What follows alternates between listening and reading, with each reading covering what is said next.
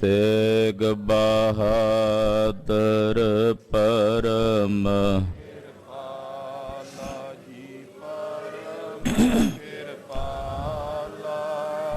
श्री गुरु गोबिंद सिंह तरो तरा पर पुन पुन सीसा वाहिगुरु पुन पुन सीसा बंदो बार बार जगदीसा एकंकारा सतगुरु तेह प्रसाद सच होए। वाहिगुरु जी की फतेह। बिघ्न विनाशन सोए। जिसमें है अमृत ज्ञान है मानक भगत वैराग। गुरु ग्रंथ साहिब उदद बंदों कर अनुराग। गुरु ग्रंथ साहिब उदद बंदों कर अनुराग। सतनाम श्री वाहिगुरु साहिब जी। दोहरा श्री गुर अमरपति जी को सावण मल जिस नाम। नंद चंद मल ताहे को सुन कै गुर सद ताम। वाहिगुरु जी का खालसा वाहिगुरु जी की फतेह। पतित पावन भगत वत्सल कृपा निधान अनाथ नाथ जगत गुरु श्री गुरु ग्रंथ साहिब जी महाराज जी ਦੀ पवित्र हजूरी च जुड़ बैठी गुरु की साजी और नवाजी हुई गुरु खालसा साध संगत जीओ वड्डियां भागां वाले हो। संध्या वेले दे सजे दीवाना च इकत्तर हो के हाजरियां भर के मगर दे महीने दी सकरांत दा दिहाड़ा जाणदियां गुरुदेव दे पवित्र चरनां विच जुड़ के गुरुदेव दे दर्शन परसरे रब्बी बाणी दे शब्द कीर्तन सरवण कर रहे हो। धन गुरु अर्जन देव साहिब पंचम पातशाह जी ने 12वां माझ दी अमृत बाणी द्वारा मगर दे महीने द्वारा उपदेश देंदियां हुक्म कीता है। मंगर माहे सुहंदियां हर पिर संग बैठड़िया तिनकी शोभा क्या गणी जे साहिब मेलड़िया। मगर दे महीने च ਉਹ ਜੀਵ ਰੂਪੀ ਇਸਤਰੀਆਂ ਸ਼ੋਭਨੀਕ ਹੁੰਦੀਆਂ ਹਨ ਜਿਹੜੀਆਂ ਜੀਵ ਰੂਪੀ ਇਸਤਰੀਆਂ ਆਪਣੇ ਮਾਲਕ ਦੇ ਪਾਸ ਆਪਣੇ ਸੁਆਮੀ ਦੇ ਪਾਸ ਬਹਿੰਦੀਆਂ। ਉਹਨਾਂ ਦੀ ਸ਼ੋਭਾ ਉਹਨਾਂ ਦੀ ਵਡਿਆਈ ਕਿੱਥੋਂ ਤੱਕ ਕਰੀਏ ਜਿਨ੍ਹਾਂ ਨੂੰ ਵਾਹਿਗੁਰੂ ਨੇ ਪਰਮੇਸ਼ਰ ਨੇ ਆਪਣੇ ਵਿੱਚ ਮਿਲਾ ਕੇ ਅਭੇਦ ਕਰ ਲਿਆ ਹੈ। ਮੱਘਰ ਦੇ ਇਸ ਮਹੀਨੇ ਦੁਆਰਾ ਉਪਦੇਸ਼ ਦਿੰਦਿਆਂ ਪਾਤਸ਼ਾਹ ਕਹਿੰਦੇ ਭਾਈ ਜੇ ਤੁਸੀਂ ਚਾਹੁੰਦੇ ਹੋ ਕਿ ਤੁਹਾਨੂੰ ਮੁੜ ਕੇ ਸੰਸਾਰ 'ਚ ਜਨਮ ਮਰਨ ਦੇ ਚੱਕਰਾਂ 'ਚ ਨਾ ਪੈਣਾ ਪਵੇ ਤਾਂ ਫਿਰ ਆਪਣੇ ਪ੍ਰਭੂ ਅਕਾਲ ਪੁਰਖ ਵਾਹਿਗੁਰੂ ਜੀ ਦੀ ਆਰਾਧਨਾ ਕਰੋ। ਪਰਮੇਸ਼ਰ ਦਾ ਚਿੰਤਨ ਕਰੋ ਉਹਦਾ ਭਜਨ ਕਰੋ ਤਾਂ ਜੋ ਤੁਹਾਨੂੰ ਮੁੜ ਕੇ ਜਨਮ ਮਰਨ ਦੇ ਫੇਰੇ 'ਚ ਨਾ ਪੈਣਾ ਪਵੇ। ਸਤਿਗੁਰੂ ਜੀ ਕਿਰਪਾ ਕਰਨ ਮੱਘਰ ਦਾ ਇਹ ਮਹੀਨਾ ਸਤਿਗੁਰਾਂ ਦੀ ਸੰਗਤ ਕਰਦਿਆਂ ਸੇਵਾ ਸਿਮਰਨ ਕਰਦਿਆਂ ਬਾਣੀ ਪੜ੍ਹਦਿਆਂ ਭਲੇ ਕਰਮ ਕਰਦਿਆਂ ਸੁੱਖਾਂ ਦਾ ਬਤੀਤ ਹੋਵੇ। ਚੱਲ ਰਹੇ ਗੁਰ ਇਤਿਹਾਸ ਦੀ ਲੜੀਵਾਰ ਕਥਾ ਸਰਵਣ ਕਰੀਏ। ਛੇਵੇਂ ਪਾਤਸ਼ਾਹ ਸ਼੍ਰੀ ਗੋਇੰਦਵਾਲ ਸਾਹਿਬ ਪੁੱਜੇ ਹਨ। ਸਤਿਗੁਰਾਂ ਦੇ ਅਸਥਾਨ ਚੁਬਾਰਾ ਸਾਹਿਬ ਦੇ ਦਰਸ਼ਨ ਕੀਤੇ ਹਨ। ਬੌਲੀ ਸਾਹਿਬ ਦੇ ਨਿਰਮਲ ਜਲ 'ਚ ਜਿੱਥੇ ਸਤਿਗੁਰਾਂ ਨੇ ਆਪ ਇਸ਼ਨਾਨ ਕੀਤਾ ਹੈ, ਸਤਿਗੁਰੂ ਜੀ ਦੇ ਸਮੁੱਚੇ ਪਰਿਵਾਰ, ਤਿੰਨਾਂ ਮਹਿਲਾਂ, ਪੰਜਾਂ ਸਾਹਿਬਜ਼ਾਦਿਆਂ ਨੇ ਗੁਰਦੇਵ ਦਾ ਹੁਕਮ ਪਾਲਣਾ ਕਰਦਿਆਂ ਹੋਇਆਂ ਬੌਲੀ ਸਾਹਿਬ ਦੇ ਨਿਰਮਲ ਜਲ ਦੇ ਵਿੱਚ ਸਭ ਨੇ ਚੁੱਭੇ ਲਾਏ, ਸਤਿਗੁਰੂ ਸ੍ਰੀ ਗੁਰੂ ਅਮਰਦਾਸ ਸਾਹਿਬ ਦਾ ਧਿਆਨ ਧਾਰਿਆ। ਮਹਾਰਾਜ ਗੁਰੂ ਅਮਰਦਾਸ ਸਾਹਿਬ ਜੀ ਦੇ ਪਰਿਵਾਰ ਚੋਂ ਬਾਬਾ ਸੁੰਦਰ ਜੀ, ਜੋ ਬਾਬਾ ਆਨੰਦ ਜੀ ਦੇ ਸੁਪੁੱਤਰ ਸਨ, ਬਾਬਾ ਮੋਹਰੀ ਜੀ ਦੇ ਪੋਤਰੇ ਤੇ ਸਤਿਗੁਰੂ ਸ੍ਰੀ ਗੁਰੂ ਅਮਰਦਾਸ ਸਾਹਿਬ ਦੇ ਪੜਪੋਤਰੇ ਸਨ, ਪਰਿਵਾਰ ਸਮੇਤ ਆ ਕੇ 6ਵੇਂ ਪਾਤਸ਼ਾਹ ਨੂੰ ਮਿਲੇ, ਸੇਵਾ ਟਹਿਲ 'ਚ ਹਾਜ਼ਰ ਹੋਏ ਨੇ। ਸਤਿਗੁਰੂ ਜੀ ਦੇ ਪਰਿਵਾਰ ਦਾ ਉਤਾਰਾ ਬਾਬਾ ਸੁੰਦਰ ਜੀ ਦੇ ਘਰ ਵਿਖੇ ਸਤਿਗੁਰੂ ਜੀ ਦੀ ਆਗਿਆ ਪ੍ਰਾਪਤ ਕਰਕੇ ਕੀਤਾ ਹੈ। ਗੋਇੰਦਵਾਲ ਸਾਹਿਬ ਸਾਰੇ ਸਥਾਨਾਂ ਦੇ ਸਤਿਗੁਰੂ ਦਰਸ਼ਨ ਦਿਦਾਰੇ ਕਰ ਰਹੇ ਨੇ। ਗੋਇੰਦਵਾਲ ਸਾਹਿਬ 'ਚ ਵਸਦੇ ਸਿੱਖਾਂ ਨੂੰ ਦਰਸ਼ਨ ਦੇ ਰਹੇ ਨੇ। ਆਓ ਸਤਿਗੁਰੂ ਜੀ ਦਾ ਪਵਿੱਤਰ ਕਲਿਆਣਕਾਰੀ ਇਤਿਹਾਸ ਸਰਵਣ ਕਰੀਏ। 6ਵੇਂ ਪਾਤਸ਼ਾਹ ਧੰਨ ਗੁਰੂ ਹਰਗੋਬਿੰਦ ਸਾਹਿਬ ਜੀ ਦੇ ਚਰਨਾਂ ਵਿੱਚ ਆਪਣੀਆਂ ਹਾਜ਼ਰੀਆਂ ਲਵਾਉਂਦਿਆਂ, ਰਸਨਾ ਪਵਿੱਤਰ ਕਰਦਿਆਂ ਸਮੂਹ ਮਾਈ ਭਾਈ ਆਖੋ ਜੀ ਸਤਿਨਾਮ ਸ੍ਰੀ ਵਾਹਿਗੁਰੂ ਸਾਹਿਬ ਜੀ। ਸਤਿਨਾਮ ਸ੍ਰੀ ਵਾਹਿਗੁਰੂ ਸਾਹਿਬ ਜੀ। ਦੋਹਰਾ ਸ੍ਰੀ ਗੁਰ ਅਮਰਪਤੀ ਜੀ ਕੋ ਸਾਵਣ ਮਲ ਜਿਸ ਨਾਮ। ਸਤਿਗੁਰੂ ਸ੍ਰੀ ਗੁਰੂ ਅਮਰਦਾਸ ਸਾਹਿਬ ਜੀ ਦੇ ਭਤੀਜੇ ਸਨ ਬਾਬਾ ਸਾਵਣ ਮੱਲ ਜੀ। ਜਦੋਂ ਸਤਿਗੁਰੂ ਤੀਸਰੇ ਪਾਤਸ਼ਾਹ ਨੇ 22 ਮੰਜੀਆਂ ਥਾਪੀਆਂ ਸੀ ਪ੍ਰਚਾਰਕਾਂ ਦੀਆਂ, ਤਾਂ ਹਰੀਪੁਰ ਦੇ ਇਲਾਕੇ ਵਿੱਚ ਬਾਬਾ ਸਾਵਣ ਮੱਲ ਜੀ ਨੂੰ ਭੇਜਿਆ ਸੀ ਮਹਾਰਾਜ ਜੀ ਨੇ ਇੱਕ ਮੰਜੀ ਦੇ ਕੇ। ਇਹ ਸ੍ਰੀ ਗੁਰੂ ਅਮਰਦਾਸ ਸਾਹਿਬ ਦੇ ਭਤੀਜੇ ਸਨ ਬਾਬਾ ਸਾਵਣ ਮੱਲ ਜੀ, ਬੜੇ ਸਾਧੂ ਮਹਾਂਪੁਰਖ ਹੋਏ। ਉਹਨਾਂ ਦੇ ਅੱਗੋਂ ਪੁੱਤਰ ਸਤਿਗੁਰੂ ਸੱਚੇ ਪਾਤਸ਼ਾਹ ਜੀ ਮਹਾਰਾਜ ਜੀ ਦੇ ਦਰਸ਼ਨਾਂ ਨੂੰ ਆਏ ਹਨ। ਧੰਨ ਗੁਰੂ ਹਰਗੋਬਿੰਦ ਸਾਹਿਬ ਜੀ ਦੀ ਆਮਦ ਜਦੋਂ ਸੁਣੀ ਕਿ 6ਵੇਂ ਪਾਤਸ਼ਾਹ ਜੀ ਮਹਾਰਾਜ ਜੀ ਗੋਇੰਦਵਾਲ ਸਾਹਿਬ ਪੁੱਜੇ ਹਨ, ਨੰਦ ਚੰਦ ਮਲ ਤਾਈ ਕੋ ਸੁਨ ਕੈ ਗੁਰ ਸੁਧ ਤਾਮ। ਬਾਬਾ ਸਾਵਣ ਮੱਲ ਜੀ ਦੇ ਪੁੱਤਰ ਜਿਨ੍ਹਾਂ ਦਾ ਨਾਮ ਸੀ ਬਾਬਾ ਚੰਦ ਮੱਲ ਜੀ, ਬਾਬਾ ਚੰਦ ਮੱਲ ਜੀ ਮਹਾਰਾਜ ਜੀ ਦੇ ਦਰਸ਼ਨ ਕਰਨ ਆਏ ਹਨ। ਇਹ ਖਬਰ ਸੁਣ ਕੇ ਕਿ 6ਵੇਂ ਪਾਤਸ਼ਾਹ ਆਏ ਹਨ। ਚੌਪਈ ਤਤ ਛਿਨ ਸਤਿਗੁਰ ਕੀ ਟਿਗ ਆਇਓ। ਤਤ ਛਿਨ ਉਸੇ ਵੇਲੇ ਭਾਈ ਚੰਦ ਮੱਲ ਜੀ ਮਹਾਰਾਜ ਜੀ ਦੇ ਚਰਨਾਂ ਵਿੱਚ ਹਾਜ਼ਰ ਹੋਏ। ਧਰ ਪ੍ਰਸਾਦ ਕੋ ਸੀਸ ਨਿਵਾਇਓ। ਸਤਿਗੁਰੂ ਜੀ ਦੇ ਚਰਨਾਂ ਵਿੱਚ ਜਥਾ ਸ਼ਕਤ ਪ੍ਰਸ਼ਾਦ ਲਿਆ ਕੇ ਹਾਜ਼ਰ ਕੀਤਾ।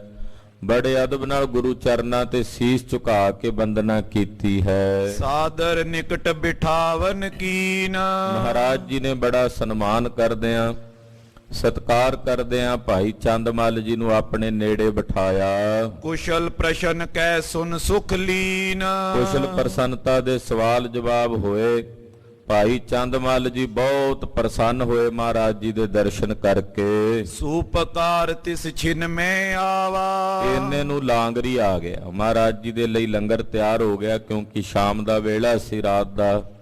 ਤੋ ਇੱਕ ਲਾਂਗਰੀ ਸਿੱਖ ਸਤਿਗੁਰਾਂ ਦੇ ਚਰਨਾਂ ਵਿੱਚ ਆ ਕੇ ਹਾਜ਼ਰ ਹੋਇਆ। ਅਸਨ ਤਿਆਰ ਸਭ ਬਾਕ ਸੁਨਾਵਾ। ਲਾਂਗਰੀ ਨੇ ਆ ਕੇ ਬੇਨਤੀ ਕੀਤੀ, ਮਹਾਰਾਜ 6ਵੇਂ ਪਾਤਸ਼ਾਹ ਆਪ ਜੀ ਦੇ ਲੰਗਰ ਤਿਆਰ ਹਨ, ਕਿਰਪਾ ਕਰਕੇ ਆਪ ਜੀ ਲੰਗਰ ਗ੍ਰਹਿਣ ਕਰੋ। ਲੈ ਆਵੋ ਤਬ ਗੁਰੂ ਬਖਾਨਾ। ਸਤਿਗੁਰੂ ਜੀ ਨੇ ਆਗਿਆ ਕੀਤੀ, ਲਾਂਗਰੀ ਸਿੱਖ ਨੂੰ ਲਿਆਓ ਭਾਈ, ਲੰਗਰ ਵਰਤਾਓ। ਸਾਰੀਆਂ ਫੌਜਾਂ ਜਿੰਨੇ ਸਿੱਖ ਬੈਠੇ ਨੇ ਸਾਰਿਆਂ ਨੂੰ ਭੋਜਨ ਛਕਾਓ। ਗਏ ਦਾਸ ਲੈ ਥਾਰ ਮਹਾਨਾ। ਮਹਾਰਾਜ ਜੀ ਦੇ ਸੇਵਾਦਾਰ ਉਸੇ ਵੇਲੇ ਲੱਗ ਗਏ, ਥਾਲ ਲੈ ਲਏ, ਵੱਡੇ ਥਾਲ ਲਏ। ਸਵਾਦਤ ਅਸਨ ਪਰੋਸਨ ਕਰਿਓ। ਉਹ ਥਾਲ ਸਤਿਗੁਰਾਂ ਅੱਗੇ ਪਰੋਸਿਆ ਸਭ ਤੋਂ ਪਹਿਲਾਂ, ਫਿਰ ਬਾਬਾ ਚੰਦ ਮੱਲ ਜੀ ਹੋਰ ਜਿੰਨੇ ਸਿੱਖ ਬੈਠੇ ਸਾਰਿਆਂ ਅੱਗੇ ਥਾਲ ਪਰੋਸੇ ਹਨ, ਤੇ ਬੜਾ ਸਵਾਦੀ ਭੋਜਨ ਜਿਹੜਾ ਗੁਰੂ ਲੰਗਰਾਂ 'ਚ ਤਿਆਰ ਹੋਇਆ ਸੀ ਉਹ ਵਰਤਾਇਆ। ਚੌਂਕੀ ਉੱਪਰ ਲਿਆਏ ਸੁਤਰਿਓ। ਸਤਿਗੁਰੂ ਜੀ ਵਾਸਤੇ ਜਿਹੜਾ ਭੋਜਨ ਦਾ ਥਾਲ ਹੈ ਉਹ ਚੌਂਕੀ ਤੇ ਧਰਿਆ ਹੈ। ਮਹਾਰਾਜ ਜੀ ਬੈਠੇ ਸਤਿਗੁਰਾਂ ਦੇ ਸਾਹਮਣੇ ਇੱਕ ਲੱਕੜ ਦੀ ਚੌਂਕੀ ਰੱਖ ਕੇ ਉਹਦੇ ਉੱਤੇ ਪ੍ਰਸ਼ਾਦੇ ਦਾ ਥਾਲ ਧਰਿਆ ਹੈ। ਦੋਏ ਥਾਰ ਕੈ ਔਰ ਅਨਾਏ। ਸਤਿਗੁਰੂ ਜੀ ਨੇ ਹੁਕਮ ਕੀਤਾ ਵੀ 2 ਵੱਡੇ ਥਾਲ ਹੋਰ ਲੈ ਕੇ ਆਓ। ਸੁੰਦਰ ਸਸਮਲ ਅਗਰ ਤਰਾਏ। ਵੱਡੇ 2 ਥਾਲ ਸੇਵਾਦਾਰ ਲਿਆਏ। ਇੱਕ ਥਾਲ ਭਾਈ ਚੰਦਮੱਲ ਜੀ ਦੇ ਸਾਹਮਣੇ ਸਤਿਗੁਰਾਂ ਨੇ ਰਖਾਇਆ ਤੇ ਦੂਜਾ ਥਾਲ ਪ੍ਰਸ਼ਾਦੇ ਵਾਲਾ ਭਾਈ ਸੁੰਦਰ ਜੀ ਦੇ ਬਾਬਾ ਸੁੰਦਰ ਜੀ ਦੇ ਸਨਮੁਖ ਰਖਾਇਆ। ਅਪਰ ਸਬਨ ਕੋ ਤਬ ਵਰਤਾਇਓ। ਫਿਰ ਬਾਕੀ ਸਾਰੇ ਸਿੱਖਾਂ ਵਿੱਚ ਭੋਜਨ ਵਰਤਾਇਆ ਗਿਆ। ਲੀਨ ਜਤਾ ਰੁਚ ਤ੍ਰਿਪਤੇ ਖਾਇਓ। ਜਿੰਨੀ ਜਿੰਨੀ ਕਿਸੇ ਦੀ ਰੁਚੀ ਸੀ ਆਪਣੀ ਰੁਚੀ ਮੁਤਾਬਕ ਸਭ ਨੇ ਭੋਜਨ ਛਕਿਆ ਔਰ ਤ੍ਰਿਪਤ ਹੋ ਗਏ। ਲੈ ਜਲ ਹਾਥ ਪਖਾਰਨ ਕਰੇ। ਭੋਜਨ ਛਕਣ ਤੋਂ ਬਾਅਦ ਜਲ ਛਕਿਆ। ਫਿਰ ਜਲ ਵਰਤ ਕੇ ਆਪਣੇ ਹੱਥ ਤਗੜੇ ਕੀਤੇ। ਅਨਕ ਬਚਨ ਕਰ ਔਰ ਮੁੱਧ ਭਰੇ। ਬੜੇ ਸੋਹਣੇ ਬਚਨ ਬਿਲਾਸ ਹੋਏ। ਬਾਬਾ ਸਾਵਣ ਮੱਲ ਜੀ ਦੇ ਪੁੱਤਰ ਚੰਦਮੱਲ ਜੀ ਦੇ ਨਾਲ, ਬਾਬਾ ਸੁੰਦਰ ਜੀ ਦੇ ਨਾਲ ਮਹਾਰਾਜ 6ਵੇਂ ਪਾਤਸ਼ਾਹ ਲੰਮੇ ਸਮੇਂ ਤੱਕ ਬਚਨ ਬਿਲਾਸ ਕਰਦੇ ਰਹੇ। ਪਰਸਪਰ ਬਹੁਤ ਭਾਰੀ ਆਨੰਦ ਵਰਤਿਆ। ਚੰਦਮੱਲ ਕੋ ਗੁਰੂ ਸਰਾਇਓ। ਮਹਾਰਾਜ ਜੀ ਨੇ ਭਾਈ ਚੰਦਮੱਲ ਜੀ ਦੀ ਸ਼ਲਾਘਾ ਕੀਤੀ। ਭਾਈ ਚੰਦਮੱਲ ਜੀ ਜਿਵੇਂ ਉਹਨਾਂ ਦੇ ਪਿਤਾ ਜੀ ਬੜੇ ਗੁਰਮੁਖ ਸਨ ਬਾਬਾ ਸਾਵਣ ਮੱਲ ਜੀ, ਉਸੇ ਤਰ੍ਹਾਂ ਹੀ ਬਾਬਾ ਚੰਦਮੱਲ ਜੀ ਆਪਣੇ ਪਿਤਾ ਜੀ ਵਾਂਗੂ ਹੀ ਗੁਰਮੁਖਤਾਈ ਨੂੰ ਧਾਰਨ ਕਰਨ ਵਾਲੇ ਮਹਾਂਪੁਰਖ ਸਨ। ਤੋ 6ਵੇਂ ਪਾਤਸ਼ਾਹ ਜੀ ਨੇ ਬਹੁਤ ਅਦਬ ਕੀਤਾ ਬਾਬਾ ਚੰਦਮੱਲ ਜੀ ਦਾ। ਸੁੰਦਰ ਸਹਿਤ ਦਰਸ ਬਹੁ ਚਾਇਓ। ਬਾਬਾ ਸੁੰਦਰ ਜੀ ਵੀ ਬੈਠੇ ਨੇ ਜਿਨ੍ਹਾਂ ਦੀ ਬਾਣੀ ਗੁਰੂ ਗ੍ਰੰਥ ਸਾਹਿਬ ਵਿੱਚ ਦਰਜ ਹੈ। ਤੋ ਬਹੁਤ ਬਚਨ ਬਿਲਾਸ ਹੋਏ। ਬਾਬਾ ਸੁੰਦਰ ਜੀ ਬੜੇ ਪ੍ਰਸੰਨ ਹੋਏ ਸਤਿਗੁਰਾਂ ਦੇ ਬਚਨ ਸੁਣ ਕੇ। ਬੜੀ ਨਿਸਾ ਬੀਤੀ ਘਰ ਜਾਵੋ। ਜਦੋਂ ਵਾਹਵਾ ਸਮਾਂ ਬੀਤ ਗਿਆ ਨਾ, ਤਕਰੀਬਨ ਰਾਤ ਦਾ ਪਹਿਲਾ ਪਹਿਰ ਬੀਤ ਗਿਆ ਗੱਲਾਂ ਬਾਤਾਂ ਕਰਦੇ ਆ, ਤੋ ਸਤਿਗੁਰੂ ਜੀ ਨੇ ਹੁਕਮ ਕੀਤਾ ਕਿ ਬਾਬਾ ਚੰਦਮੱਲ ਜੀ, ਬਾਬਾ ਸੁੰਦਰ ਜੀ, ਤੁਸੀਂ ਹੁਣ ਜਾਓ ਆਪਣੇ ਘਰ ਆਸਣ ਤੇ ਸੁਖ ਲਵੋ।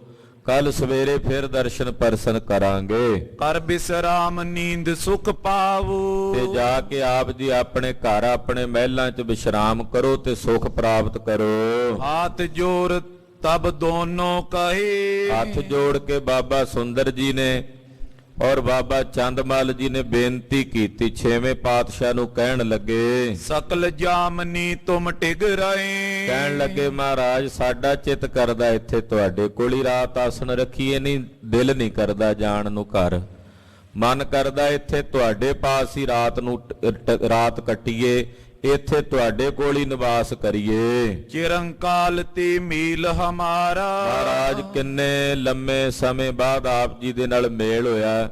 ਇਹੋ ਜਿਹਾ ਮੇਲਾ ਮੁੜ ਮੁੜ ਕੇ ਥੋੜੀ ਹੁੰਦਾ, ਬਾਰ-ਬਾਰ ਥੋੜੀ ਹੁੰਦਾ। ਸਾਡਾ ਚਿੱਤ ਕਰਦਾ ਵੀ ਅਸੀਂ ਅੱਜ ਦੀ ਰਾਤ ਤੁਹਾਡੀ ਸੰਗਤ ਕਰੀਏ, ਇੱਥੇ ਹੀ ਰਹੀਏ। ਰਹਿ ਸਮੀਪ ਸੁਖ ਲਏ ਉਦਾਰਾ। ਆਪ ਜੀ ਦੇ ਪਾਸ ਰਹਿ ਕੇ ਭਾਰੀ ਸੁਖ ਸਾਡੇ ਹਿਰਦੇ ਨੂੰ ਪ੍ਰਾਪਤ ਹੋਵੇਗਾ। ਦੁਰਲਭ ਸੇਵ ਆਪ ਕੀ ਪਾਵਨ। ਮਹਾਰਾਜ ਆਪ ਜੀ ਦੀ ਇਹ ਪਵਿੱਤਰ ਸੇਵਾ ਬੜੀ ਦੁਰਲਭ ਹੈ, ਇਹ ਬਾਰ-ਬਾਰ ਨਹੀਂ ਮਿਲਦੀ, ਭਾਗਾਂ ਨਾਲ ਮਿਲਦੀ ਹੈ। ਨਿਸਮੈ ਕਰਤ ਰਹੇ ਹੋਏ ਪਾਵਨ। ਤੇ ਅਸੀਂ ਰਾਤ ਨੂੰ ਆਪ ਜੀ ਦੇ ਚਰਨਾਂ ਦੇ ਦਰਸ਼ਨ ਕਰਾਂਗੇ, ਆਪ ਜੀ ਦੀ ਸੰਗਤ ਕਰਾਂਗੇ ਜਿੰਨਾ ਚਿਰ ਹੋ ਸਕਿਆ। ਤਬ ਸਨਮਾਨ ਦੋਹਿਨ ਕੋ ਦੀਨ। ਮਹਾਰਾਜ ਜੀ ਨੇ ਦੋਨਾਂ ਦਾ ਬੜਾ ਸਨਮਾਨ ਕੀਤਾ। ਵੇਖਿਆ ਕਿ ਹਿਰਦੇ 'ਚ ਇਹਨਾਂ ਦੇ ਮਨ 'ਚ ਸਾਡੇ ਪ੍ਰਤੀ ਪ੍ਰੀਤ ਹੈ, ਤਾਂ ਗੁਰਦੇਵ ਨੇ ਆਗਿਆ ਦੇ ਦਿੱਤੀ ਵੀ ਅੱਜ ਰਾਤ ਤੁਸੀਂ ਇੱਥੇ ਸਾਡੇ ਕੋਲ ਹੀ ਠਹਿਰੋ। ਯੁਗ ਪ੍ਰਿਅੰਕ ਮੰਗਾਵਨ ਕੀਨ। ਮਹਾਰਾਜ ਜੀ ਨੇ 2 ਪਲੰਗੇ ਹੋਰ ਮੰਗਵਾਏ। ਆਪਣੇ ਪਲੰਗੇ ਤੇ ਸਤਿਗੁਰੂ ਬਿਰਾਜੇ ਹੋਏ ਸਨ। ਵੱਡਾ ਪਲੰਗਾ ਸੀ 6ਵੇਂ ਪਾਤਸ਼ਾਹ ਦਾ। ਇਹਨਾਂ ਦੋਨਾਂ ਸਾਹਿਬਜ਼ਾਦਿਆਂ ਵਾਸਤੇ ਜਿਹੜੇ ਗੁਰੂ ਸਾਹਿਬ ਜੀ ਦੀ ਅੰਸ਼ ਵੰਸ਼ ਚੋਂ ਨੇ, ਭੱਲਿਆਂ ਦੀ ਕੁੱਲ ਚੋਂ ਨੇ, 2 ਪਲੰਗੇ ਮਹਾਰਾਜ ਜੀ ਨੇ ਹੋਰ ਮੰਗਾਏ। ਇੱਕ ਬਾਬਾ ਸੁੰਦਰ ਜੀ ਲਈ, ਦੂਜਾ ਬਾਬਾ ਚੰਦਮੱਲ ਜੀ ਲਈ। ਚੰਦਮੱਲ ਸੁੰਦਰ ਪੌੜਾਏ। ਬਾਬਾ ਸੁੰਦਰ ਜੀ ਔਰ ਬਾਬਾ ਚੰਦਮੱਲ ਜੀ ਉਹਨਾਂ ਪਲੰਗਿਆਂ ਦੇ ਉੱਤੇ ਬਿਰਾਜ ਗਏ। ਸਭ ਸੰਗਤ ਸੋ ਗੁਰਪੁਰ ਮਾਏ। ਬਾਕੀ ਜਿੰਨੀ ਸੰਗਤ ਸੀ ਗੋਇੰਦਵਾਲ ਸਾਹਿਬ ਤੋਂ ਆਈ, ਸਿੱਖ ਆਏ ਸਨ, ਸਭ ਨੂੰ 6ਵੇਂ ਪਾਤਸ਼ਾਹ ਜੀ ਨੇ ਹੁਕਮ ਕੀਤਾ, ਆਗਿਆ ਦਿੱਤੀ। ਨਿਜ ਨਿਜ ਸਦਨ ਜਾਏ ਸੁਖ ਪਾਵੋ। ਕਿ ਭਾਈ ਤੁਸੀਂ ਸਾਰੇ ਆਪੋ ਆਪਣੇ ਘਰਾਂ ਨੂੰ ਜਾਓ, ਆਪੋ ਆਪਣੇ ਘਰਾਂ ਵਿੱਚ ਜਾ ਕੇ ਵਿਸ਼ਰਾਮ ਕਰੋ। ਭਏ ਪ੍ਰਭਾਤ ਬੋਰ ਸਭ ਆਵੋ। ਕੱਲ ਜਦੋਂ ਦਿਨ ਚੜੇਗਾ, ਲੋ ਲੱਗੇਗੀ, ਸਵੇਰੇ ਫੇਰ ਆ ਜਾਇਓ ਦੀਵਾਨ 'ਚ। ਕੱਲ ਨੂੰ ਫੇਰ ਆਪਾਂ ਬੈਠ ਕੇ ਬਚਨ ਬਿਲਾਸ ਕਰਾਂਗੇ। ਮਾਨ ਹੁਕਮ ਸਭ ਗਮਨੇ ਧਾਮੋ। ਸਤਿਗੁਰੂ ਜੀ ਦਾ ਹੁਕਮ ਮੰਨ ਕੇ ਜਿੰਨੇ ਸਿੱਖ ਸੀ ਗੋਇੰਦਵਾਲ ਸਾਹਿਬ ਦੇ, ਮਹਾਰਾਜ ਜੀ ਦਾ ਹੁਕਮ ਸੁਣਦਿਆਂ ਸਾਰ ਸਭ ਸਤਿਗੁਰਾਂ ਕੋਲੋਂ ਆਗਿਆ ਲੈ ਕੇ ਵਿਦਾ ਹੋ ਗਏ। ਗੁਰ ਜਸੀ ਉਚਰਤ ਕੀਏ ਬਿਸਰਾਮੋ। ਸਤਿਗੁਰਾਂ ਦਾ ਜਸ ਕਰਦਿਆਂ, ਮਹਾਰਾਜ ਛੇਵੇਂ ਪਾਤਸ਼ਾਹ ਦੀਆਂ ਵਡਿਆਈਆਂ ਕਰਦਿਆਂ ਸਾਰੇ ਸਿੱਖ ਆਪੋ ਆਪਣੇ ਘਰਾਂ 'ਚ ਬਿਰਾਜੇ ਨੇ। ਬੜੀ ਪ੍ਰਿਅੰਕ ਪੋੜ ਗੁਰ ਗਏ। ਸਤਿਗੁਰੂ ਜੀ ਵੱਡੇ ਪਲੰਗੇ ਤੇ ਛੇਵੇਂ ਪਾਤਸ਼ਾਹ ਜੀ ਬਿਰਾਜਮਾਨ ਹਨ। ਦ્વੈ ਸਿੱਖ ਸੇਵਾ ਹਿਤ ਥਿਤ ਪਏ। ਤੇ ਲਾਗੇ ਛੋਟੇ ਪਲੰਗਿਆਂ ਤੇ ਦੋਹਾਂ ਤੇ ਬਾਬਾ ਸੁੰਦਰ ਜੀ ਔਰ ਬਾਬਾ ਚੰਦਮੱਲ ਜੀ ਬਿਰਾਜੇ ਹੋਏ ਨੇ। ਦੋ ਸਿੱਖ ਮਹਾਰਾਜ ਜੀ ਦੀ ਸੇਵਾ ਵਿੱਚ ਲੱਗੇ ਹੋਏ ਨੇ, ਕਿਉਂਕਿ ਗਰਮੀਆਂ ਦੇ ਦਿਨ ਸਨ, ਰਾਤ ਦਾ ਵੇਲਾ ਹੈ, ਤਕਰੀਬਨ ਇੱਕ ਪਹਿਰ ਰਾਤ ਦਾ ਬੀਤ ਚੁੱਕਾ ਹੈ। ਤੋ ਦੋ ਸਿੱਖ ਸਤਿਗੁਰੂ ਜੀ ਦੀ ਸੇਵਾ ਕਰ ਰਹੇ ਨੇ। ਪੌਣ ਕਰਤ ਇੱਕ ਬੀਜਨ ਸਾਥ। ਉਹ ਦੋ ਸਿੱਖ ਕੀ ਕਰਦੇ ਆ? ਪੱਖਾ ਝੱਲ ਰਹੇ ਨੇ ਮਹਾਰਾਜ ਜੀ ਨੂੰ, ਗਰਮੀਆਂ ਦੇ ਦਿਨ ਜੋ ਹਨ, ਤੋ ਪੱਖਾ ਝੱਲਣ ਦੀ ਸੇਵਾ ਕਰ ਰਹੇ ਨੇ ਬੜੀ ਭਾਵਨਾ ਨਾਲ।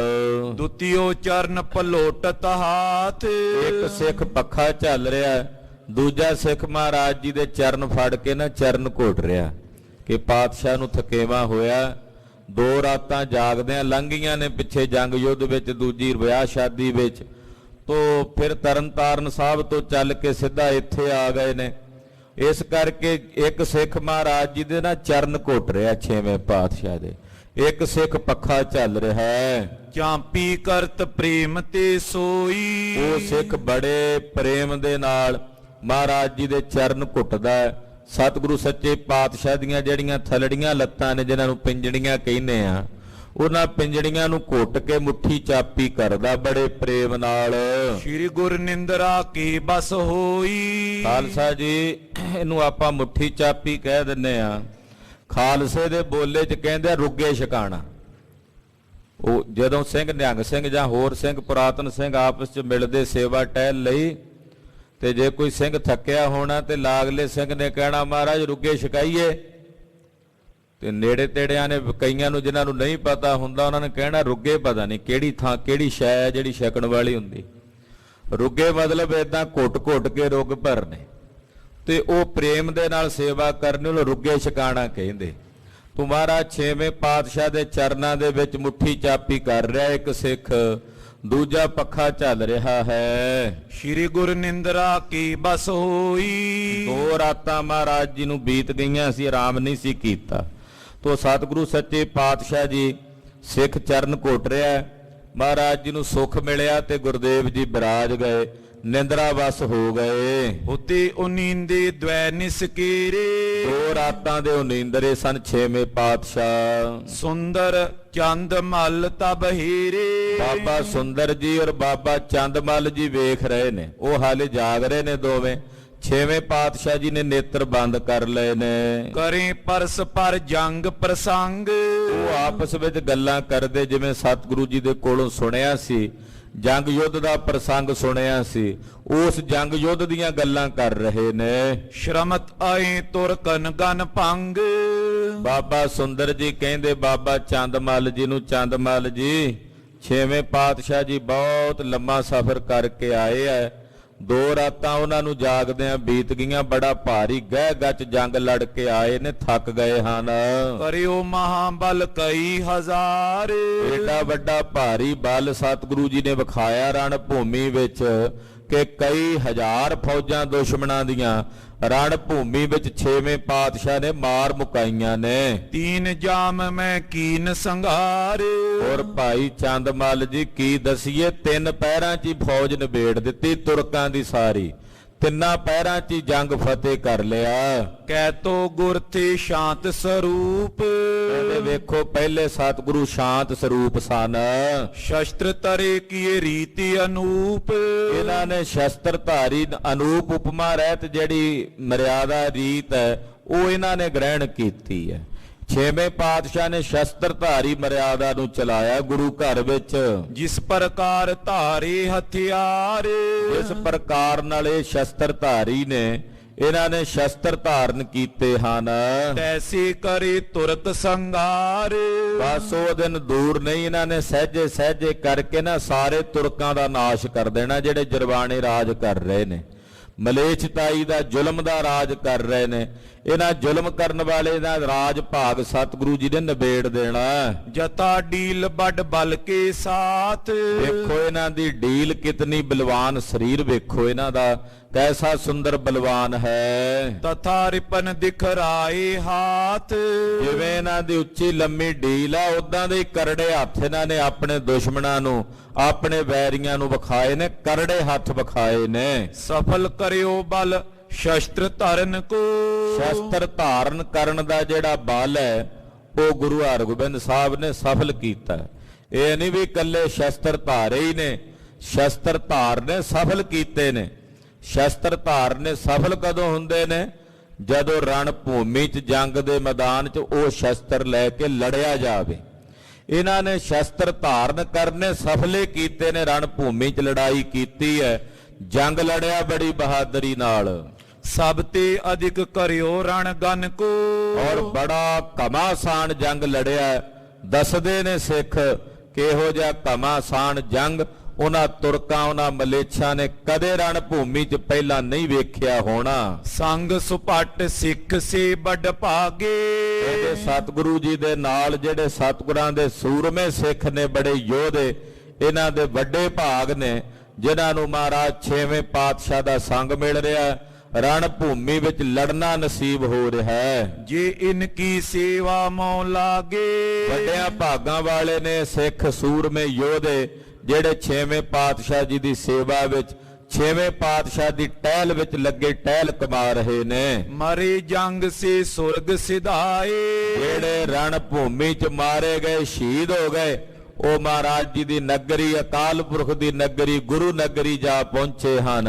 ਜੀਅਤ ਸਾਥ ਹੈ ਸੇਵ ਕਮਾਏ। ਔਰ ਜਿਹੜੇ ਜਿਉਂਦੇ ਨੇ ਉਹ ਸਤਿਗੁਰਾਂ ਦੇ ਨਾਲ ਰਹਿ ਕੇ ਸਤਿਗੁਰਾਂ ਦੀ ਸੇਵਾ ਕਮਾ ਰਹੇ ਨੇ, ਮਹਾਰਾਜ ਜੀ ਦੀ ਸੇਵਾ 'ਚ ਜੁੜੇ ਹੋਏ ਨੇ। ਇਨ ਦੋਨੋਂ ਸਿੱਖਨ ਦਿਸ਼ ਦੇਖੋ।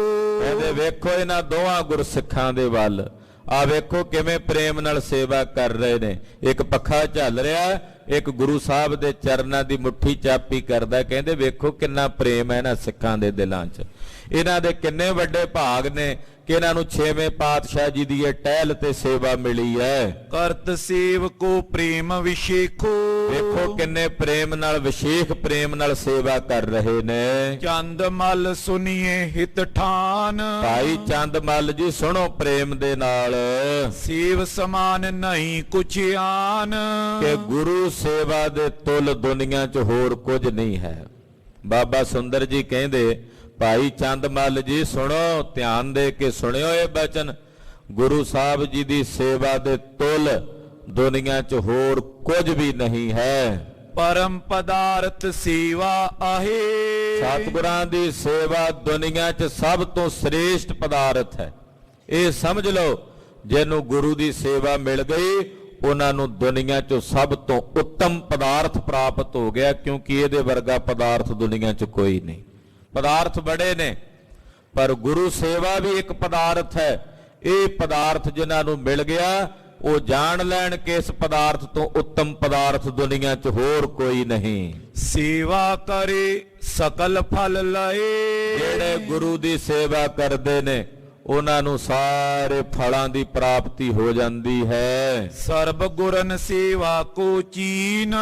ਸਰਬ ਗੁਰੂ ਸਹਿਬਾਨਾਂ ਦੀ ਸੇਵਾ ਨੂੰ ਜਾਣ ਲਓ। ਨਿਜ ਪਦ ਊਚੋ ਸੇਵਕ ਦੀਨ। ਦੇਖੋ ਵੱਡਿਆਂ ਸਤਿਗੁਰਾਂ ਦੀ ਸੇਵਾ ਜਿਨ੍ਹਾਂ ਨੇ ਕੀਤੀ ਉਹਨਾਂ ਆਪਣੇ ਸੇਵਕਾਂ ਨੂੰ ਆਪਣੀ ਪਦਵੀ ਤੱਕ ਦੇ ਦਿੱਤੀ।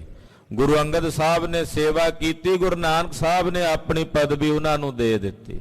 ਸਾਡਿਆਂ ਸਤਿਗੁਰਾਂ ਨੇ ਸੇਵਾ ਕੀਤੀ ਗੁਰੂ ਅੰਗਦ ਸਾਹਿਬ ਦੀ, ਉਹਨਾਂ ਆਪਣਾ ਮਾਣ, ਆਪਣਾ ਰੁਤਬਾ ਗੁਰੂ ਅਮਰਦਾਸ ਸਾਹਿਬ ਜੀ ਨੂੰ ਦੇ ਦਿੱਤਾ। ਇਹ ਸੇਵਾ ਦਾ ਬੜਾ ਵੱਡਾ ਲਾਭ ਹੈ, ਸੇਵਾ ਦਾ ਬੜਾ ਵੱਡਾ ਪੁੰਨ ਹੈ। ਹਮ ਤੇ ਨੇ ਅਬ ਸੇਵ ਕਰਾਵੇਂ। ਕਹਿਣ ਲੱਗੇ ਕਿ ਸਾਡੇ ਕੋਲੋਂ ਸਤਿਗੁਰੂ ਜੀ ਹੁਣ ਸੇਵਾ ਨਹੀਂ ਕਰਾਉਂਦੇ। 6ਵੇਂ ਪਾਤਸ਼ਾਹ ਨੂੰ ਅਸੀਂ ਕਿਹਾ ਸੀ ਕਿ ਅਸੀਂ ਪੱਖਾ ਝੱਲਦੇ ਆਂ, ਸੇਵਾ ਕਰਦੇ ਆਂ, ਪਰ ਸਾਡੇ ਕੋਲੋਂ ਇਹ ਆਪਣੀ ਸੇਵਾ ਨਹੀਂ ਕਰਾਉਂਦੇ। ਜਿਸ ਸੇਵਾ ਤੇ ਸਭ ਕੁਝ ਪਾਵੇ, ਜਿਸ ਸੇਵਾ ਦੇ ਕੀਤਿਆਂ ਸਭ ਕੁਝ ਮਿਲ ਜਾਂਦਾ, ਹੁਣ ਸਾਡੇ ਕੋਲੋਂ ਸੇਵਾ ਨਹੀਂ ਕਰਾਉਂਦੇ। ਕਹਿੰਦੇ ਜੀ ਤੁਸੀਂ ਵੱਡਿਆਂ ਸਤਿਗੁਰਾਂ ਦੀ ਅੰਸ਼ ਬੰਸ ਚੋਂ, ਅਸੀਂ ਤੁਹਾਡੇ ਕੋਲੋਂ ਸੇਵਾ ਨਹੀਂ ਕਰਾਉਣੀ। ਸਾਨੂੰ ਸਨਮਾਨ ਦਿੰਦੇ ਆ। ਇਹ ਸਤਿਗੁਰੂ ਸੱਚੇ ਪਾਤਸ਼ਾਹ ਜੀ ਦੇ ਘਰ ਦੀ ਨਿਮਰਤਾ ਹੈ ਕਿ ਸਾਨੂੰ ਵਡਿਆਈ ਦੇ ਰਹੇ ਨੇ, ਸਾਡੇ ਕੋਲੋਂ ਸੇਵਾ ਨਹੀਂ ਕਰਾਉਂਦੇ। ਇਮ ਚਰਚਾ ਆਪਸ ਮੈਂ ਕਹੇ, ਇਦਾਂ ਆਪਸ ਵਿੱਚ ਚਰਚਾ ਕਰ ਰਹੇ ਨੇ। ਕਹਿੰਦੇ ਬਾਬਾ ਚੰਦਮਲ ਜੀ ਕਹਿੰਦੇ ਬਾਬਾ ਸੁੰਦਰ ਜੀ, ਸੇਵਾ ਵੀ ਭਾਗਾਂ ਵਾਲਿਆਂ ਨੂੰ ਮਿਲਦੀ ਹੈ, ਤੇ ਜਿਹਦੇ ਮੱਥੇ ਤੇ ਚੰਗੇ ਭਾਗ ਹੋਣ ਉਹਨੂੰ ਗੁਰੂ ਸਾਹਿਬ ਜੀ ਦੀ ਸੇਵਾ ਨਸੀਬ ਹੁੰਦੀ ਹੈ। ਜਿਸ ਕਾ ਮਸਤਕ ਭਾਗ ਸੋ ਸੇਵਾ ਲਾਇਆ। ਜਿਹਦੇ ਮੱਥੇ ਤੇ ਚੰਗੇ ਕਰਮ ਹੋਣ, ਚੰਗੇ ਭਾਗ ਹੋਣ, ਉਹਨੂੰ ਸਤਿਗੁਰਾਂ ਦੇ ਦਰ ਘਰ ਦੀ ਸੇਵਾ ਪ੍ਰਾਪਤ ਹੁੰਦੀ ਹੈ। ਇਹ ਸੇਵਾ ਵੱਡਿਆਂ ਭਾਗਾਂ ਵਾਲੇ ਕਰਦੇ ਹਨ। ਗੁਰੂ ਸਰੂਪ ਬਿਲੋਕਤ ਰਹੇ। ਇਦਾਂ ਦੋਵੇਂ ਜਣੇ ਗੱਲਾਂ ਕਰਦੇ ਨੇ, ਨਾਲੇ ਛੇਵੇਂ ਪਾਤਸ਼ਾਹ ਦੇ ਦਰਸ਼ਨ ਕਰ ਰਹੇ ਨੇ, ਤੇ ਦਰਸ਼ਨ ਕਰਦਿਆਂ ਕਰਦਿਆਂ ਆਨੰਦਿਤ ਹੋ ਰਹੇ ਹਨ। ਰਹੀ ਜਾਮਨੀ ਜਾਮ ਸਵਾ ਜਬ। ਇਹ ਲੇਟ ਗਏ, ਥੋੜਾ ਜਿਹਾ ਸਮਾਂ ਹੀ ਅੱਖ ਲੱਗੀ ਹੋਣੀ ਹੈ। ਜਦੋਂ ਸਵਾ ਕੁ ਪਹਿਰ ਰਾਤ ਬਾਕੀ ਰਹਿ ਗਈ, ਅੰਮ੍ਰਿਤ ਵੇਲਾ ਹੋ ਗਿਆ। ਸ਼੍ਰੀ ਹਰਗੋਬਿੰਦ ਨੀਂਦ ਤਜੀ ਤਬ। ਮਹਾਰਾਜ ਛੇਵੇਂ ਪਾਤਸ਼ਾਹ ਦਾ ਨਿਤਨੇਮ ਦਾ ਉੱਠਣ ਦਾ ਵੇਲਾ ਹੁੰਦਾ, ਸਵਾ ਪਹਿਰ ਰਾਤ ਰਹਿੰਦਿਆਂ ਧੰਨ ਗੁਰੂ ਹਰਗੋਬਿੰਦ ਸਾਹਿਬ ਜੀ ਮਹਾਰਾਜ ਜੀ ਆਪਣੇ ਪਲੰਗੇ ਤੋਂ ਆਸਣ ਤੋਂ ਉੱਠੇ ਹਨ। ਪ੍ਰਥਮ ਸੋਚ ਕਰ ਮੱਜਨ ਪਏ। ਜਾ ਕੇ ਸਤਿਗੁਰੂ ਜੀ ਨੇ ਪਹਿਲਾਂ ਸਰੀਰ ਦੀ ਸੋਚ ਕਿਰਿਆ ਸੋਧੀ ਹੈ, ਤੇ ਫਿਰ ਗਰੀਬ ਨਵਾਜ ਪਾਤਸ਼ਾਹ ਨੇ ਇਸ਼ਨਾਨ ਕੀਤੇ ਹਨ। ਬਾਣੀ ਕੰਠ ਪਾਠ ਕੋ ਕਹੇ। ਇਸ਼ਨਾਨ ਪਾਨ ਕਰਕੇ ਮਹਾਰਾਜ ਜੀ ਆਸਣ ਤੇ ਬੈਠ ਗਏ। ਗੁਰਦੇਵ ਦਾ ਰੋਜ਼ ਦਾ ਨੇਮ ਸੀ, ਪਹਿਲਾਂ ਜਪਜੀ ਸਾਹਿਬ ਦਾ ਪਾਠ ਕਰਨਾ, ਫਿਰ ਸੁਖਮਣੀ ਸਾਹਿਬ ਦੀ ਸਾਰੀ ਬਾਣੀ ਪੜ੍ਹਨੀ। ਕੰਠ ਹੈ ਸਤਿਗੁਰਾਂ ਨੂੰ ਇਹ ਸਾਰੀ ਬਾਣੀ ਆਪ ਹੀ ਉਚਾਰੀ ਹੈ ਪੰਜ ਜਾਮਿਆਂ 'ਚ, ਤੋ ਸਤਿਗੁਰਾਂ ਦੇ ਹਿਰਦੇ 'ਚ ਹੀ ਹੈ ਇਹ ਸਾਰੀ ਬਾਣੀ। ਤੋ ਜਿਤਨੀ ਬਾਣੀ ਕੰਠ ਮਹਾਰਾਜ ਸੱਚੇ ਪਾਤਸ਼ਾਹ ਜੀ ਆਸਣ ਤੇ ਬੈਠ ਕੇ ਨੇਤਰ ਮੁੰਦ ਕੇ ਆਪਣੇ ਧਿਆਨ ਪਰਾਇਣ ਹੋ ਕੇ ਗੁਰਬਾਣੀ ਪੜ੍ਹਦੇ ਹਨ। ਇਤਨੇ ਬਿਖੇਰ ਬਾਬੀ ਆਏ। ਇੰਨੇ ਨੂੰ ਕੁਝ ਕੁ ਸਮਾਂ ਬੈਠਿਆਂ ਮਹਾਰਾਜ ਜੀ ਨੂੰ ਬੀਤਿਆ ਹੀ ਸੀ ਕਿ ਰਬਾਬੀ ਸਿੱਖ ਆ ਗਏ ਮਹਾਰਾਜ ਜੀ ਦੇ ਕੀਰਤਨੀਏ। ਆਸਾਵਾਰ ਰਾਗ ਜੁਤ ਗਾਏ। ਉਹਨਾਂ ਨੇ ਦੀਵਾਨ ਸਜਾ ਲਿਆ ਔਰ ਰਾਗਾਂ ਦੇ ਸਹਿਤ ਸਤਿਗੁਰੂ ਜੀ ਦੀ ਅੰਮ੍ਰਿਤ ਬਾਣੀ ਆਸਾ ਜੀ ਦੀ ਵਾਰ ਦੇ ਕੀਰਤਨ ਕੀਤੇ। ਫਰਸ਼ ਵਿਸਾਲ ਦੀਵਾਨ ਲਗਾਇਓ। ਦੀਵਾਨ ਸਜ ਗਿਆ, ਸੋਹਣੇ ਫਰਸ਼, ਗਿਲਮ ਗਲੀਚੇ ਸੰਗਤ ਦੇ ਗੁਰਸਿੱਖਾਂ ਦੇ ਬੈਠਣ ਵਾਸਤੇ ਵਿਛਾ ਦਿੱਤੇ। ਸ਼ਬਦ ਰਾਗ ਜਨ ਅਮੀ ਬਰਖਾਇਓ। ਕਹਿੰਦੇ ਰਾਗ ਦੇ ਵਿੱਚ ਜਦੋਂ ਰਬਾਬੀ ਸਿੱਖ ਕੀਰਤਨ ਕਰਦੇ ਐ, ਕਹਿੰਦੇ ਏਦਾਂ ਜਾਪਦਾ ਜਿਵੇਂ ਅੰਮ੍ਰਿਤ ਵੇਲੇ ਅੰਮ੍ਰਿਤ ਦੀਆਂ ਬੂੰਦਾਂ ਹੀ ਵਰਸ ਰਹੀਆਂ ਨੇ ਕੀਰਤਨ ਦੇ ਰੂਪ ਵਿੱਚ। ਜਦੋਂ ਖਾਲਸਾ ਜੀ ਰਾਗਮਈ ਕੀਰਤਨ ਹੋਵੇ, ਫਿਰ ਅੰਮ੍ਰਿਤ ਵੇਲੇ ਦੇ ਰਾਗ ਭੈਰੋਂ ਹਨ, ਆਸਾ ਰਾਗ ਹੈ। ਉਹਨਾਂ ਰਾਗਾਂ ਦੇ ਵਿੱਚ ਜਦੋਂ ਕੀਰਤਨ ਹੁੰਦਾ ਤੇ ਇਉਂ ਜਾਪਦਾ ਜਿਵੇਂ ਅੰਮ੍ਰਿਤ ਹੀ ਵਰਸ ਰਿਹਾ ਹੈ। ਤੋ ਰਬਾਬੀ ਵੀ ਬੜੇ ਨਿਤਨੇਮੀ ਗੁਰਬਾਣੀ ਦੇ ਰਸੀਏ ਸਨ।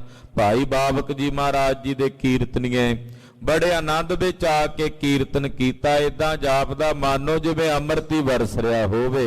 ਜਬੇ ਆਕਾਸ਼ ਪ੍ਰਕਾਸ਼ੈ ਧਰਿਓ।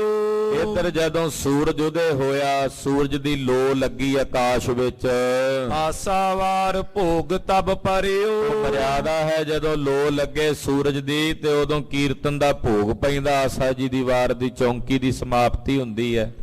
ਤੋ ਆਕਾਸ਼ ਵਿੱਚ ਲੋ ਲੱਗੀ ਵੇਖ ਕੇ ਰਬਾਬੀ ਸਿੱਖਾਂ ਨੇ ਸ੍ਰੀ ਆਸਾ ਜੀ ਦੀ ਵਾਰ ਦੇ ਕੀਰਤਨ ਦਾ ਭੋਗ ਪਾਇਆ ਹੈ। ਗੁਰਜੁਤ ਸਭੋਂ ਸੀਸ ਨਿਵਾਇਓ। ਸਤਿਗੁਰੂ ਜੀ ਦੇ ਸਮੇਤ ਸਾਰੇ ਸਿੱਖਾਂ ਨੇ ਜਦੋਂ ਕੀਰਤਨ ਸ਼ਬਦ ਚੌਂਕੀ ਆਸਾ ਜੀ ਦੀ ਵਾਰ ਦੀ ਸਮਾਪਤੀ ਹੋਈ, ਤੋ ਬੜੇ ਅਦਬ ਨਾਲ ਸੀਸ ਝੁਕਾਇਆ ਸਾਰਿਆਂ ਨੇ। ਇਹ ਮਰਿਆਦਾ ਹੈ।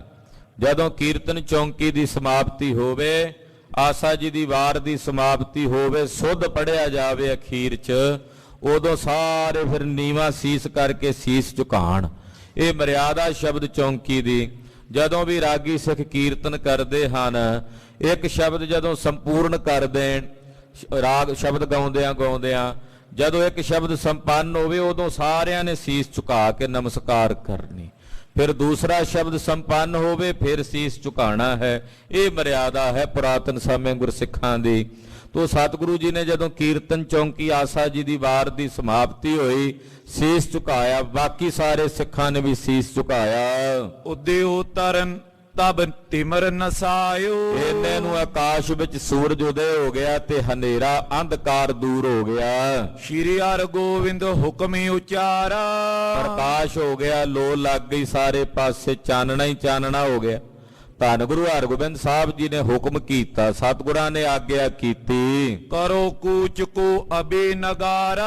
ਆਖਿਆ ਭਾਈ ਨਗਾਰੇ ਤੇ ਚੋਭਾਂ ਲਾਓ, ਕੂਚ ਦਾ ਨਗਾਰਾ ਵਜਾਓ। ਸੁਨ ਤਤ ਛਿਨਈ ਬੰਬ ਬਜਾਈ। ਮਹਾਰਾਜ ਜੀ ਦੇ ਬਚਨ ਸੁਣ ਕੇ ਉਸੇ ਵੇਲੇ ਨਗਾਰਚੀ ਨੇ ਨਗਾਰੇ ਤੇ ਚੋਭਾਂ ਮਾਰੀਆਂ। ਭਏ ਸਨਦ ਸੂਰ ਸਮੁਦਾਈ। ਜਿੰਨੇ ਮਹਾਰਾਜ ਜੀ ਦੇ ਯੋਧੇ ਸੂਰਮੇ ਸਨ, ਸਾਰੇ ਸਨਦਬੱਧ ਹੋ ਗਏ, ਸਾਰੇ ਤਿਆਰ ਬਰ ਤਿਆਰ ਹੋ ਗਏ, ਸ਼ਸਤਰਧਾਰੀ ਹੋ ਕੇ ਤਿਆਰ ਬਰ ਤਿਆਰ ਹੋ ਗਏ। ਆਪ ਬਾਪਿਕਾ ਦਿਸ਼ ਕੋ ਚਲੇ।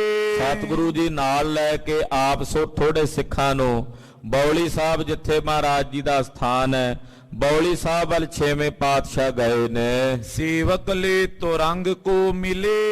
ਮਹਾਰਾਜ ਜੀ ਦੇ ਸੇਵਾਦਾਰ ਅੱਗੇ ਘੋੜੇ ਲੈ ਕੇ ਮਿਲੇ ਹਨ। ਨਹੀਂ ਅਰੂੜੇ ਦੀਨਾਨਾਥ। ਤੇ ਸਤਿਗੁਰਾਂ ਦਾ ਸੇਵਾਦਾਰ ਗੁਰਦੇਵ ਲਈ ਘੋੜਾ ਲੈ ਆਇਆ। ਮਹਾਰਾਜ ਘੋੜੇ ਤੇ ਸਵਾਰ ਹੋਵੋ। ਸਤਿਗੁਰੂ ਘੋੜੇ ਤੇ ਨਹੀਂ ਚੜੇ, ਪੈਦਲ ਚੱਲ ਪਏ। ਗਏ ਚਰਨ ਸੋ ਦੋਨੋਂ ਸਾਥ। ਮਹਾਰਾਜ ਸੱਚੇ ਪਾਤਸ਼ਾਹ ਜੀ ਨਾਲ ਗਏ ਤੇ ਬਾਬਾ ਚੰਦਮੱਲ ਜੀ ਔਰ ਬਾਬਾ ਸੁੰਦਰ ਜੀ, ਉਹ ਵੀ ਦੋਵੇਂ ਸਤਿਗੁਰਾਂ ਦੇ ਨਾਲ ਪੈਦਲ ਹੀ ਤੁਰੇ ਜਾ ਰਹੇ ਨੇ। ਇੱਕ ਕਰ ਸੋ ਸੁੰਦਰ ਕਰ ਗਇਓ। ਇੱਕ ਹੱਥ ਦੇ ਨਾਲ ਮਹਾਰਾਜ ਜੀ ਨੇ ਬਾਬਾ ਸੁੰਦਰ ਜੀ ਦਾ ਹੱਥ ਫੜਿਆ 6ਵੇਂ ਪਾਤਸ਼ਾਹ ਨੇ। ਚੰਦਮਲ ਸੰਗ ਬਾਕਨ ਕਇਓ। ਤੇ ਹੱਥ ਫੜਿਆ ਆਪਣੇ ਹੱਥ ਵਿੱਚ ਤੇ ਤੁਰੇ ਜਾਂਦੇ, ਤੇ ਨਾਲ ਭਾਈ ਚੰਦਮਲ ਜੀ ਜਾ ਰਹੇ ਨੇ। ਉਹਨਾਂ ਨਾਲ ਮਹਾਰਾਜ ਜੀ ਗੱਲਾਂ ਕਰਦੇ ਜਾਂਦੇ, ਬਚਨ ਕਰਦੇ ਜਾ ਰਹੇ ਨੇ। ਸਾਹਿਬਜ਼ਾਦੇ ਪੰਚੋਂ ਆਏ। ਇਹਨੇ ਨੂੰ ਸਤਿਗੁਰੂ ਜੀ ਦੇ ਪੰਜੇ ਸਾਹਿਬਜ਼ਾਦੇ ਵੀ ਆ ਗਏ, ਬਾਬਾ ਗੁਰਦਿੱਤਾ ਜੀ ਹੋਣੀ। ਸੰਗ ਪਿਤਾ ਕੇ ਚਲਤ ਸੁਹਾਏ। ਸਤਿਗੁਰੂ ਜੀ ਦੇ ਪੰਜੇ ਸਾਹਿਬਜ਼ਾਦੇ ਵੀ 6ਵੇਂ ਪਾਤਸ਼ਾਹ ਦੇ ਨਾਲ ਤੁਰੇ ਜਾ ਰਹੇ ਨੇ। ਸੰਗਤ ਜੁਤ ਤੈ ਕਰਿਓ ਇਸ਼ਨਾਨ। ਮਹਾਰਾਜ ਜੀ ਸਿੱਖਾਂ ਸਮੇਤ ਸੰਗਤ ਸਮੇਤ ਆਏ। ਬੌਲੀ ਸਾਹਿਬ ਦੇ ਨਿਰਮਲ ਜਲ ਚ ਮਹਾਰਾਜ ਜੀ ਨੇ ਫਿਰ ਇਸ਼ਨਾਨ ਕੀਤਾ। ਹਾਲਾਂਕਿ ਭਾਵੇਂ ਅੰਮ੍ਰਿਤ ਵੇਲੇ ਸਤਿਗੁਰਾਂ ਇਸ਼ਨਾਨ ਸੋਧ ਲਿਆ ਸੀ, ਦੇ ਦੀਵਾਨ ਦੀ ਸਮਾਪਤੀ ਕਰਕੇ ਬੌਲੀ ਸਾਹਿਬ ਆਏ, ਆਪ ਵੀ ਇਸ਼ਨਾਨ ਕੀਤਾ। ਮਹਾਰਾਜ ਜੀ ਦੇ ਸਾਹਿਬਜ਼ਾਦਿਆਂ ਨੇ ਵੀ, ਸਿੱਖਾਂ ਨੇ ਵੀ ਇਸ਼ਨਾਨ ਕੀਤਾ। ਦੀਨ ਦਿਜਨ ਕੋ ਦੀਨ ਸਦਾਨ। ਬਹੁਤ ਸਾਰੇ ਜਾਚਕ ਮੰਗਤੇ ਆਏ, ਸਭ ਦੀਆਂ ਝੋਲੀਆਂ ਸਤਿਗੁਰਾਂ ਨੇ ਦਾਨ ਨਾਲ ਭਰੀਆਂ ਹਨ। ਸ਼੍ਰੀ ਗੁਰ ਦਿੱਤੇ ਪਿਤ ਸੋ ਕਇਓ। ਧੰਨ ਬਾਬਾ ਗੁਰਦਿੱਤਾ ਸਾਹਿਬ ਜੀ ਬੋਲੇ। ਮਹਾਰਾਜ 6ਵੇਂ ਪਾਤਸ਼ਾਹ ਨੂੰ ਕਹਿਣ ਲੱਗੇ ਹੱਥ ਜੋੜ ਕੇ, ਪਾਪੀ ਮਹਿਮਾ ਮੋਚਿਤ ਚਇਓ। ਕਹਿਣ ਲੱਗੇ ਮਹਾਰਾਜ ਸੱਚੇ ਪਾਤਸ਼ਾਹ, ਇਹ ਬੌਲੀ ਸਾਹਿਬ ਦੀ ਮਹਿਮਾ ਆਪ ਜੀ ਕਿਰਪਾ ਕਰਕੇ ਦੱਸੋ। ਇਹ ਜਿਹੜੀ ਪਾਵਨ ਬੌਲੀ ਹੈ, ਆਪ ਜੀ ਨੇ ਦਾ ਇੰਨਾ ਅਦਬ ਰੱਖਿਆ ਹੈ। ਕੱਲ ਵੀ ਇਸ਼ਨਾਨ ਕੀਤੇ, ਅੱਜ ਵੀ ਇਸ਼ਨਾਨ ਕੀਤੇ ਹਨ। ਬੜੇ ਅਦਬ ਨਾਲ ਨਮਸਕਾਰ ਕੀਤੀ ਇਸ ਬੌਲੀ ਨੂੰ। ਇਹਦਾ ਮਹਾਤਮ ਆਪ ਦੀ ਕਿਰਪਾ ਕਰਕੇ ਸਾਨੂੰ ਦੱਸੋ। ਕਰੋ ਸੁਨਾਵਨ ਜੈਸੀ ਆਹੇ। ਮਹਾਰਾਜ ਇਹ ਬੌਲੀ ਦੇ ਵਿੱਚ ਇਸ਼ਨਾਨ ਦਾ ਕੀ ਪੁੰਨ ਹੈ, ਇਹਦੇ ਚ ਇਸ਼ਨਾਨ ਕਰਨ ਦਾ ਮਹਾਤਮ ਕੀ ਹੈ, ਆਪ ਜੀ ਕਿਰਪਾ ਕਰਕੇ ਸਾਨੂੰ ਸਰਵਣ ਕਰਾਓ। ਅਸੀਂ ਸਾਰੇ ਸੁਣਨ ਵਾਸਤੇ ਉਤਸੁਕ ਹਾਂ। ਸੁਤ ਸੋ ਸ਼੍ਰੀ ਹਰਿ ਗੋਬਿੰਦ ਕਈ। ਬਾਬਾ ਗੁਰਦਿੱਤਾ ਸਾਹਿਬ ਜੀ ਦੀ ਬੇਨਤੀ ਸੁਣ ਕੇ ਧੰਨ ਗੁਰੂ ਹਰਗੋਬਿੰਦ ਸਾਹਿਬ 6ਵੇਂ ਪਾਤਸ਼ਾਹ ਜੀ ਬੋਲੇ, ਤ੍ਰਿਤੀਏ ਗੁਰੂ ਇਹ ਸਿਰਜਨ ਕਰੀ। ਕਹਿਣ ਲੱਗੇ ਗੁਰਦਿੱਤਾ ਜੀ, ਇਹ ਜਿਹੜੀ ਬੌਲੀ ਹੈ ਤੀਸਰੇ ਪਾਤਸ਼ਾਹ ਵੱਡਿਆਂ ਸਤਿਗੁਰਾਂ ਨੇ ਧੰਨ ਗੁਰੂ ਅਮਰਦਾਸ ਸਾਹਿਬ ਜੀ ਨੇ ਰਚੀ ਹੈ। ਇਹ ਉਹਨਾਂ ਦੀ ਬਣਾਈ ਹੋਈ ਬੌਲੀ ਹੈ। ਹਮਰੇ ਬੜੇ ਸੇਵ ਬਹੁਤਰੀ। ਔਰ ਇਸ ਬੌਲੀ ਦੇ ਵਿੱਚ ਸਾਡੇ ਵੱਡਿਆਂ ਨੇ ਬੜੀ ਸੇਵਾ ਕੀਤੀ। ਚੌਥੇ ਪਾਤਸ਼ਾਹ ਨੇ, ਸੋਢੀਆਂ ਦੀ ਕੁੱਲ ਦੇ ਭੂਸ਼ਣ ਗੁਰਦੇਵ ਨੇ ਇਸ ਬੌਲੀ ਸਾਹਿਬ ਦੀ ਬਹੁਤ ਸੇਵਾ ਕੀਤੀ ਹੈ। ਟੋਕਰੀ ਢੋਣ ਦੀ ਸੇਵਾ ਇੱਥੇ ਕਰਦੇ ਰਹੇ ਹਨ। ਜੋ ਪੂਰਨਮਾਸ਼ੀ ਇਹ ਮੱਜੇ। ਪੂਰਨਮਾਸ਼ੀ ਵਾਲੇ ਦਿਨ ਜਿਹੜਾ ਕੋਈ ਮਾਈ ਭਾਈ ਇਸ ਬੌਲੀ ਦੇ ਵਿੱਚ ਇਸ਼ਨਾਨ ਕਰਦਾ ਹੈ, ਜਨਮ ਜਨਮ ਕੇ ਕਲਮਲ ਭੱਜੇ। ਉਹਦੇ ਜਨਮ ਜਨਮਾਂਤਰਾਂ ਦੇ ਕੀਤੇ ਪਾਪ ਨਸ਼ਟ ਭ੍ਰਸ਼ਟ ਹੋ ਜਾਂਦੇ, ਜਿਹੜਾ ਪੁੰਨਿਆਂ ਵਾਲੇ ਦੇ ਨਾਲ ਕਿਸ ਬੌਲੀ 'ਚ ਇਸ਼ਨਾਨ ਕਰਦਾ। ਹਾਂਜੀ। ਮਨ ਬਾਂਛਿਤ ਫਲ ਪ੍ਰਾਪਤ ਹੋਏ। ਉਹਨਾਂ ਨੂੰ ਮਨ ਬਾਂਛਿਤ ਫਲਾਂ ਦੀ ਪ੍ਰਾਪਤੀ ਹੋਵੇਗੀ। ਸ਼੍ਰੀ ਗੁਰ ਅਮਰ ਸਿਮਰ ਉਰ ਸੋਏ। ਜਿਹੜੇ ਸ੍ਰੀ ਗੁਰੂ ਅਮਰਦਾਸ ਸਾਹਿਬ ਦਾ ਸਿਮਰਨ ਕਰਕੇ ਇਸ ਬੌਲੀ ਸਾਹਿਬ ਦੇ ਵਿੱਚ ਇਸ਼ਨਾਨ ਕਰਨਗੇ, ਉਹਨਾਂ ਦੇ ਮਨੋ ਕਾਮਨਾਵਾਂ ਦੀ ਪੂਰਤੀ ਹੋਵੇਗੀ। 84 ਕੀਨੀ ਸੋਪਾਨ। ਔਰ ਬਾਬਾ ਗੁਰਦਿੱਤਾ ਜੀ, ਇਸ ਬੌਲੀ ਦਾ ਇਹ ਬੜਾ ਵੱਡਾ ਪੁੰਨ ਹੈ, ਗੁਰੂ ਅਮਰਦਾਸ ਸਾਹਿਬ ਨੇ ਪ੍ਰਗਟ ਕੀਤਾ ਹੈ। ਇਹਦੀਆਂ 84 ਪੌੜੀਆਂ ਮਹਾਰਾਜ ਜੀ ਨੇ ਰਚੀਆਂ ਹਨ। ਪਠੇ 84 ਜਪ ਕਰ ਨਾਹਨ। ਔਰ ਜਿਹੜਾ ਇਸ ਪਾਵਨ ਬੌਲੀ 'ਚ 84 ਵੇਰੀ ਇਸ਼ਨਾਨ ਕਰਕੇ, ਇੱਕ ਵੇਰੀ ਇਸ਼ਨਾਨ ਕਰ ਲਿਆ, ਫਿਰ ਇੱਕ ਨੰਬਰ ਪੌੜੀ ਤੇ ਬਹਿ ਕੇ ਜਪਜੀ ਸਾਹਿਬ ਦਾ ਇੱਕ ਪਾਠ ਕੀਤਾ, ਫਿਰ ਦੂਜੀ ਵੇਰੀ ਇਸ਼ਨਾਨ ਕੀਤਾ, ਦੂਜੀ ਪੌੜੀ ਤੇ ਬਹਿ ਕੇ ਦੂਜਾ ਪਾਠ ਜਪਜੀ ਸਾਹਿਬ ਦਾ ਕੀਤਾ। ਇਦਾਂ 84 ਵੇਰੀ ਇਸ਼ਨਾਨ ਕਰਕੇ ਵਾਰੋ ਵੇਰੀ 84 ਪੌੜੀਆਂ ਤੇ ਬੈਠ ਕੇ 84 ਪਾਠ ਜਿਹੜਾ ਜਪਜੀ ਸਾਹਿਬ ਦੇ ਕਰੇਗਾ, ਨਹੀਂ 84 ਪਾਵੇ ਜੀਵ। ਗੁਰੂ ਅਮਰਦਾਸ ਸਾਹਿਬ ਨੇ ਇੱਥੇ ਬਖਸ਼ਿਸ਼ ਕੀਤੀ, ਹੁਕਮ ਕੀਤਾ ਕਿ ਉਹਨਾਂ ਜੀਵਾਂ ਨੂੰ 84 ਲੱਖ ਜੂਨੀਆਂ ਦੇ ਗੇੜੇ 'ਚ ਨਹੀਂ ਭਟਕਣਾ ਪਵੇਗਾ। ਸਤਿ ਸ੍ਰੀ ਅਕਾਲ।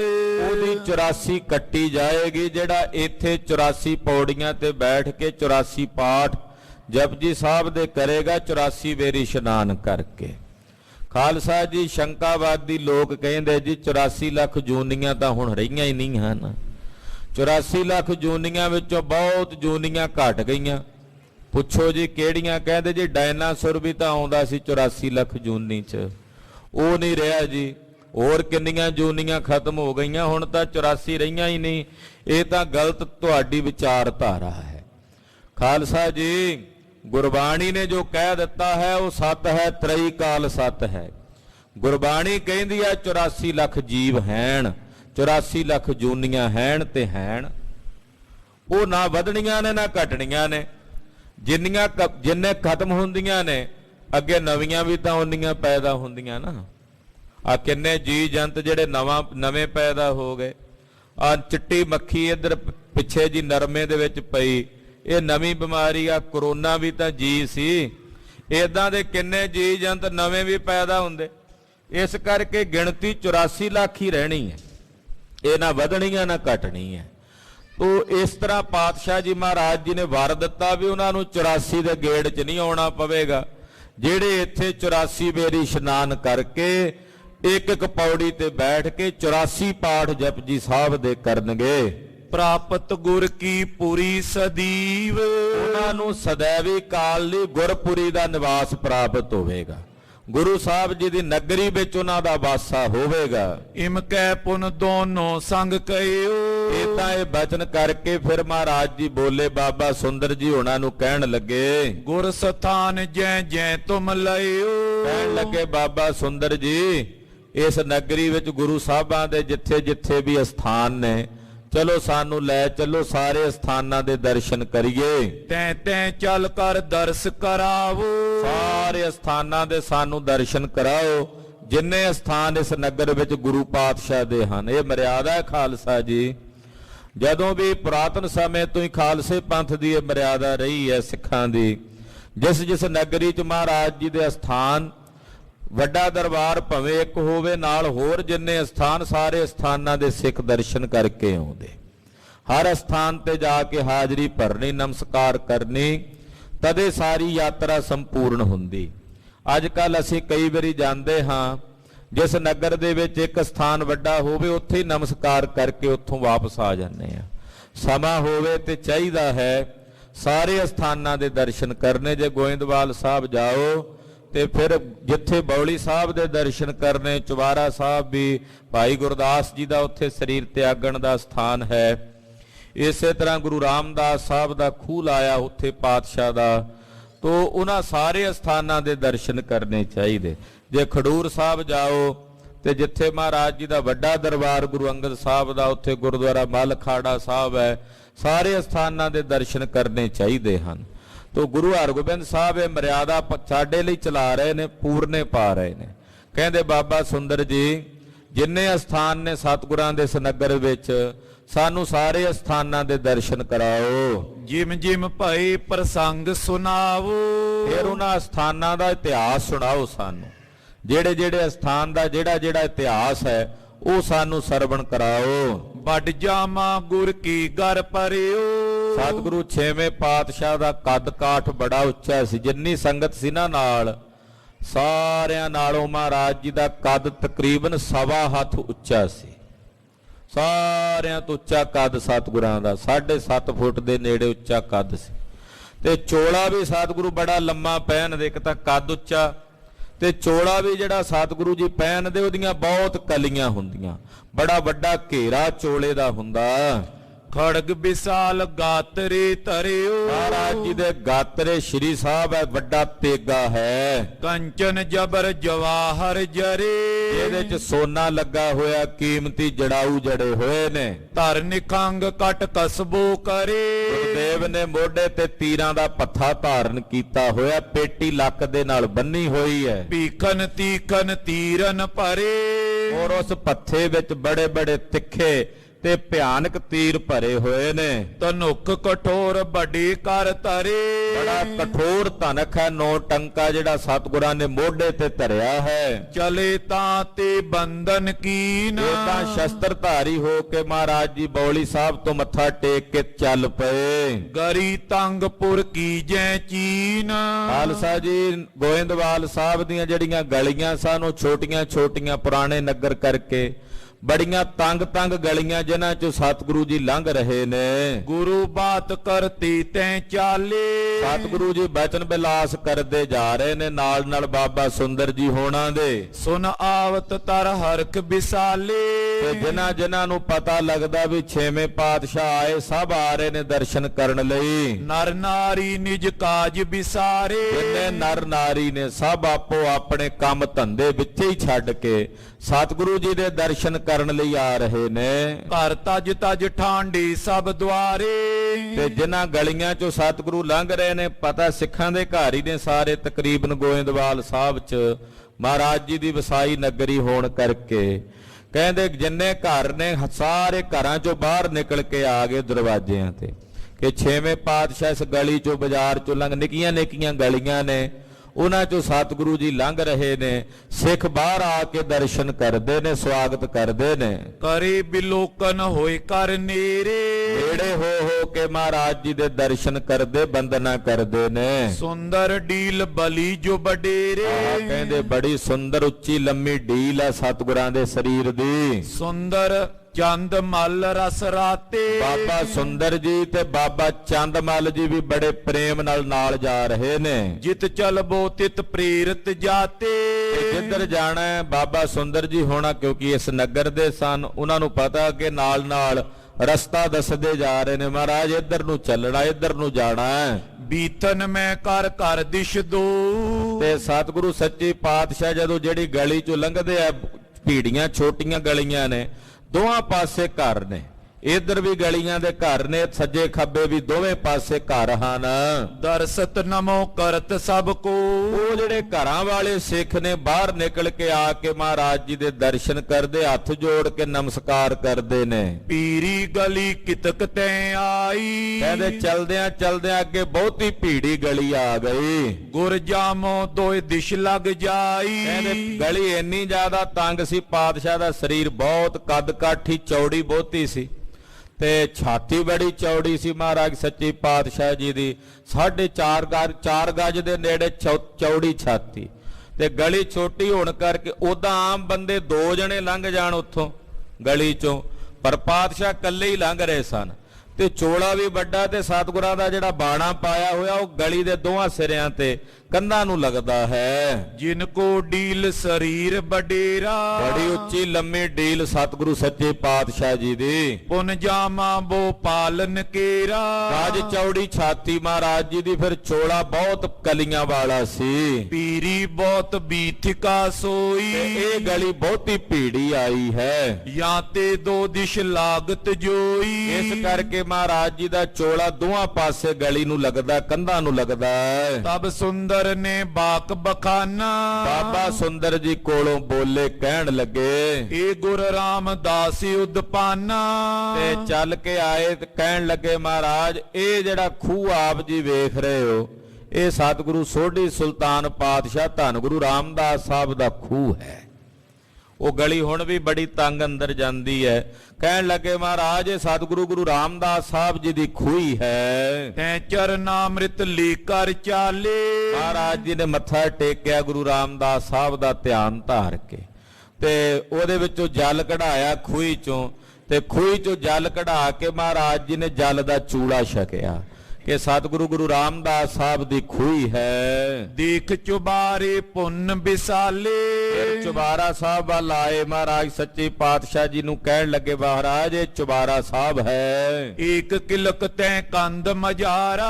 ਤੇ ਕੰਧ ਦੇ ਵਿੱਚ ਇੱਕ ਕਿੱਲੀ ਲੱਗੀ ਹੋਈ ਲੱਕੜ ਦੀ। ਗੜਵਾਇਓ ਸ਼੍ਰੀ ਅਮਰੇ ਉਦਾਰਾ। ਦਿਖਾ ਕੇ ਬਾਬਾ ਸੁੰਦਰ ਜੀ ਕਹਿੰਦੇ, ਮਹਾਰਾਜ ਇਹ ਜਿਹੜੀ ਕਿੱਲੀ ਗੱਡੀ ਹੋਈ ਹੈ ਕੰਧ 'ਚ, ਇਹ ਧੰਨ ਗੁਰੂ ਅਮਰਦਾਸ ਪਾਤਸ਼ਾਹ ਨੇ ਗੜਵਾਈ ਸੀ। ਨਿਸ ਦਿਨ ਖਰੇ ਰਹਿਤ ਤਪ ਕਰਤੇ। ਕਿੱਲੀ ਫੜ ਕੇ ਮਹਾਰਾਜ ਕਈ ਵੇਰੀ ਰਾਤ ਦਿਨ ਲਗਾਤਾਰ ਹੀ ਖਲੋਤੇ ਰਹਿੰਦੇ ਸੀ ਕਿੱਲੀ ਦੇ ਆਸਰੇ। ਹਾਂਜੀ, ਥਕਤ ਹੋਤ ਤਬ ਤਾਈ ਪਕਰਤੇ। ਜਦੋਂ ਥੱਕ ਜਾਂਦੇ ਸੀ ਫੇਰ ਇਹ ਕਿੱਲੀ ਫੜ ਕੇ ਖਲੋ ਜਾਂਦੇ ਸਨ। ਸੋਤੇ ਅਧਿਕ ਬਰਖ ਬੈ ਤਨ ਕੀ। ਕਿਉਂਕਿ ਗੁਰਦੇਵ ਜੀ ਦੀ ਉਮਰ ਸਰੀਰ ਦੀ 100 ਤੋਂ ਉੱਤੇ ਸੀ। ਦੇਹ ਜਰਜਰੀ ਭੂਤ ਸੁਜਿਨ ਕੀ। ਉਹਨਾਂ ਦੀ ਕਾਇਆ ਬਹੁਤ ਜਰਜਰੀ ਤੇ ਬਿਰਧ ਹੋ ਚੁੱਕੀ ਸੀ। ਤਉ ਪ੍ਰੀਤ ਜਿਨ ਕੀ ਤਪ ਮਾਈ। ਫਿਰ ਵੀ ਉਹਨਾਂ ਦੀ ਤਪ ਕਰਨ 'ਚ ਬੜੀ ਗੂੜੀ ਪ੍ਰੀਤ ਸੀ। ਭਾਵੇਂ ਸਰੀਰ ਬਿਰਧ ਹੋ ਗਿਆ ਸੀ, ਪਰ ਤਪ ਕਰਨ ਦੇ ਵਿੱਚ ਪੂਰੀ ਗੂੜੀ ਪ੍ਰੀਤ ਸੀ ਮਹਾਰਾਜ ਗੁਰੂ ਅਮਰਦਾਸ ਪਾਤਸ਼ਾਹ ਦੀ। ਰਿਸ ਪਰ ਸੰਤਾ ਨਿਸ਼ਫਲ ਨਾਈ। ਇਹ ਛੇਵੇਂ ਪਾਤਸ਼ਾਹ ਜਿਹੜਾ ਵੀ ਉਹ ਬਚਨ ਕਰ ਦਿੰਦੇ ਪੂਰਾ ਹੋ ਜਾਂਦਾ ਸੀ। ਨਮੋ ਕਰੀ ਦਰਸ਼ਨ ਕੋ ਹੀਰਤ। ਛੇਵੇਂ ਪਾਤਸ਼ਾਹ ਨੇ ਉਹ ਕਿੱਲੀ ਵੇਖੀ। ਗੁਰੂ ਅਮਰਦਾਸ ਸਾਹਿਬ ਜੀ ਪ੍ਰਤਾਖੀ ਦਿਸ ਰਿਹਾ ਉਹਨਾਂ ਨੂੰ ਕਿੱਲੀ ਦੇ ਵਿੱਚ, ਕਿ ਮਾਨੋ ਇੱਥੇ ਹੀ ਖੜੇ ਨੇ। ਇਹ ਮਹਿਸੂਸ ਕਰਦੇ ਆ ਗੁਰੂ ਅਮਰਦਾਸ ਸਾਹਿਬ ਦਾ ਧਿਆਨ ਧਾਰ ਕੇ ਛੇਵੇਂ ਪਾਤਸ਼ਾਹ ਨੇ ਸੀਸ ਝੁਕਾ ਕੇ ਮੱਥਾ ਟੇਕਿਆ। ਰਸਨਾ ਤੋਂ ਆਖਿਆ, ਧੰਨ ਗੁਰੂ ਅਮਰਦਾਸ ਸਾਹਿਬ। ਹਾਂਜੀ, ਪੁਨ ਸੁੰਦਰ ਸਸ ਮਲ ਕੈ ਪ੍ਰੇਰਿਤ। ਫਿਰ ਬਾਬਾ ਸੁੰਦਰ ਜੀ ਤੇ ਬਾਬਾ ਚੰਦਮਲ ਜੀ ਉਹ ਪ੍ਰੇਰਨਾ ਕਰਦੇ ਨਾਲ ਨਾਲ। ਸ਼੍ਰੀ ਗੁਰੂ ਰਾਮਦਾਸ ਗੁਰੇ ਆਈ। ਜਗ੍ਹਾ ਵਿਖਾਈ, ਮਹਾਰਾਜ ਆਓ ਥਾਂ ਹੈ ਜਿੱਥੇ ਗੁਰੂ ਰਾਮਦਾਸ ਸਾਹਿਬ ਨੂੰ ਗੁਰਿਆਈ ਮਿਲੀ ਸੀ। ਇਸ ਜਗ੍ਹਾ ਤੇ ਬਿਠਾ ਕੇ ਗੁਰੂ ਅਮਰਦਾਸ ਸਾਹਿਬ ਨੇ ਗੁਰੂ ਰਾਮਦਾਸ ਸਾਹਿਬ ਨੂੰ ਗੁਰਿਆਈ ਦਾ ਤਿਲਕ ਦਵਾਇਆ ਸੀ।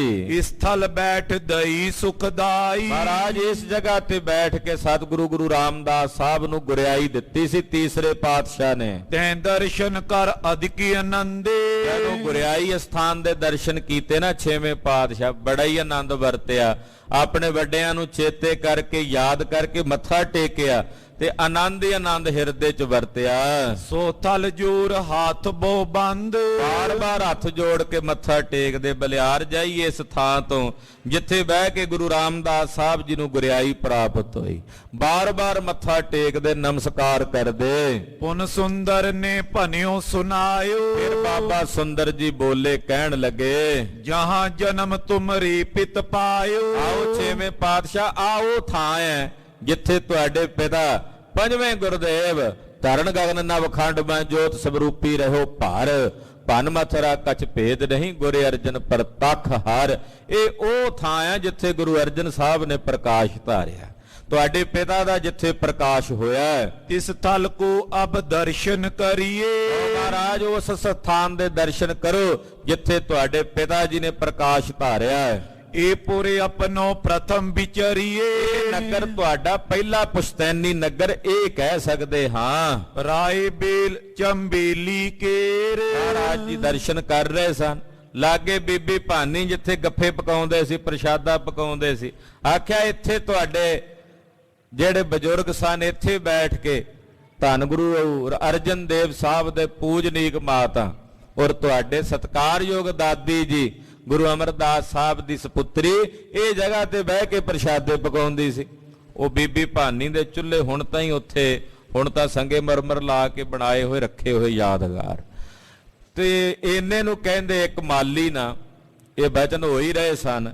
ਇੱਕ ਮਾਲੀ ਰਾਏ ਬੇਲ ਤੇ ਚੰਬੇਲੀ ਆਦਿਕ ਦੇ ਜਿਹੜੇ ਫੁੱਲ ਨੇ ਲਿਆਇਓ ਮਾਲੀ ਫੂਲ ਉਹ ਕਨੇਰ ਮਾਲੀ ਬੜੇ ਵੱਡੇ ਫੁੱਲ ਲੈ ਕੇ ਆਇਆ, ਹੋਏ ਪ੍ਰਸੰਨ ਬਖਸ਼ਿਓ ਬੋ ਦਰਬਾਰ ਹਾਰ ਬਣਾ ਕੇ ਲਿਆਇਆ। ਮਹਾਰਾਜ ਕਹਿੰਦੇ ਬੜਾ ਵਧੀਆ ਸਮੇਂ ਆਇਆ, ਉਹਨੂੰ ਖੁੱਲੀ ਮਾਇਆ ਦਿੱਤੀ ਮਹਾਰਾਜ ਜੀ ਨੇ, ਤੇ ਜਿੰਨੇ ਉਹ ਫੁੱਲ ਸਨ ਸਤਿਗੁਰਾਂ ਦੇ ਸਥਾਨ ਤੇ ਚੜਾਏ। ਲੈ ਸਭ ਥਲ ਪਰ ਅਰਪੇ ਸਰਬਾ ਸਾਰੇ ਸਥਾਨਾਂ ਤੇ ਜਿੱਥੇ ਗੁਰੂ ਅਮਰਦਾਸ ਸਾਹਿਬ ਦਾ, ਗੁਰੂ ਰਾਮਦਾਸ ਪਾਤਸ਼ਾਹ ਦਾ, ਬੀਬੀ ਭਾਨੀ ਜੀ ਦਾ, ਪੰਜਵੇਂ ਪਾਤਸ਼ਾਹ ਦਾ ਸਥਾਨ, ਸਾਰੇ ਥਾਵਾਂ ਤੇ ਮਹਾਰਾਜ ਜੀ ਨੇ ਫੁੱਲ ਭੇਟਾ ਕੀਤੇ। ਪਿਤਾ ਜਨਮ ਕੋ ਸੁਥਲ ਨਿਹਾਰਾ ਆਪਣੇ ਪਿਤਾ ਦੇ ਜਨਮ ਸਥਾਨ ਦੇ ਦਰਸ਼ਨ ਕੀਤੇ, ਬੰਧਨ ਕੀਨ ਪ੍ਰੇਮ ਕੋ ਤਾਰਾ ਬੜੇ ਪ੍ਰੇਮ ਨਾਲ ਬੰਦਨਾ ਕੀਤੀ, ਮੱਥਾ ਟੇਕਿਆ। ਗਨ ਫੂਲਨ ਕੇ ਭਰ ਕਰ ਅੰਜੁਲ ਦੀਆਂ ਬੁੱਕਾਂ ਭਰ ਭਰ ਕੇ ਭੇਟਾ ਕੀਤੀਆਂ।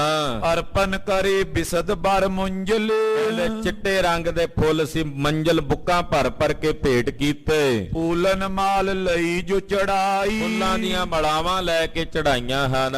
ਚੰਦ ਮਲ ਗੁਰ ਘਰ ਪੈਰਾਈ ਮਹਾਰਾਜ ਸੱਚੇ ਪਾਤਸ਼ਾਹ ਜੀ ਵਾਸਤੇ ਇੱਕ ਫੁੱਲਾਂ ਦੀ ਮਾਲਾ ਭਾਈ ਚੰਦਮਲ ਨੇ ਲਈ, ਉਹ 6ਵੇਂ ਪਾਤਸ਼ਾਹ ਦੇ ਗਲ ਚ ਪਾਈ। ਤਿਸਤੇ ਬਦੀ ਅਧਿਕਈ ਸ਼ੋਭਾ ਕਹਿੰਦੇ ਫੁੱਲਾਂ ਦੀ ਮਾਲਾ ਜਦੋਂ ਸਤਿਗੁਰਾਂ ਦੇ ਕੰਠ 'ਚ ਵੇਖੀ ਤੇ ਸਾਹਿਬ ਦੀ ਸੋਭਾ ਹੋਰ ਵੱਧ ਗਈ।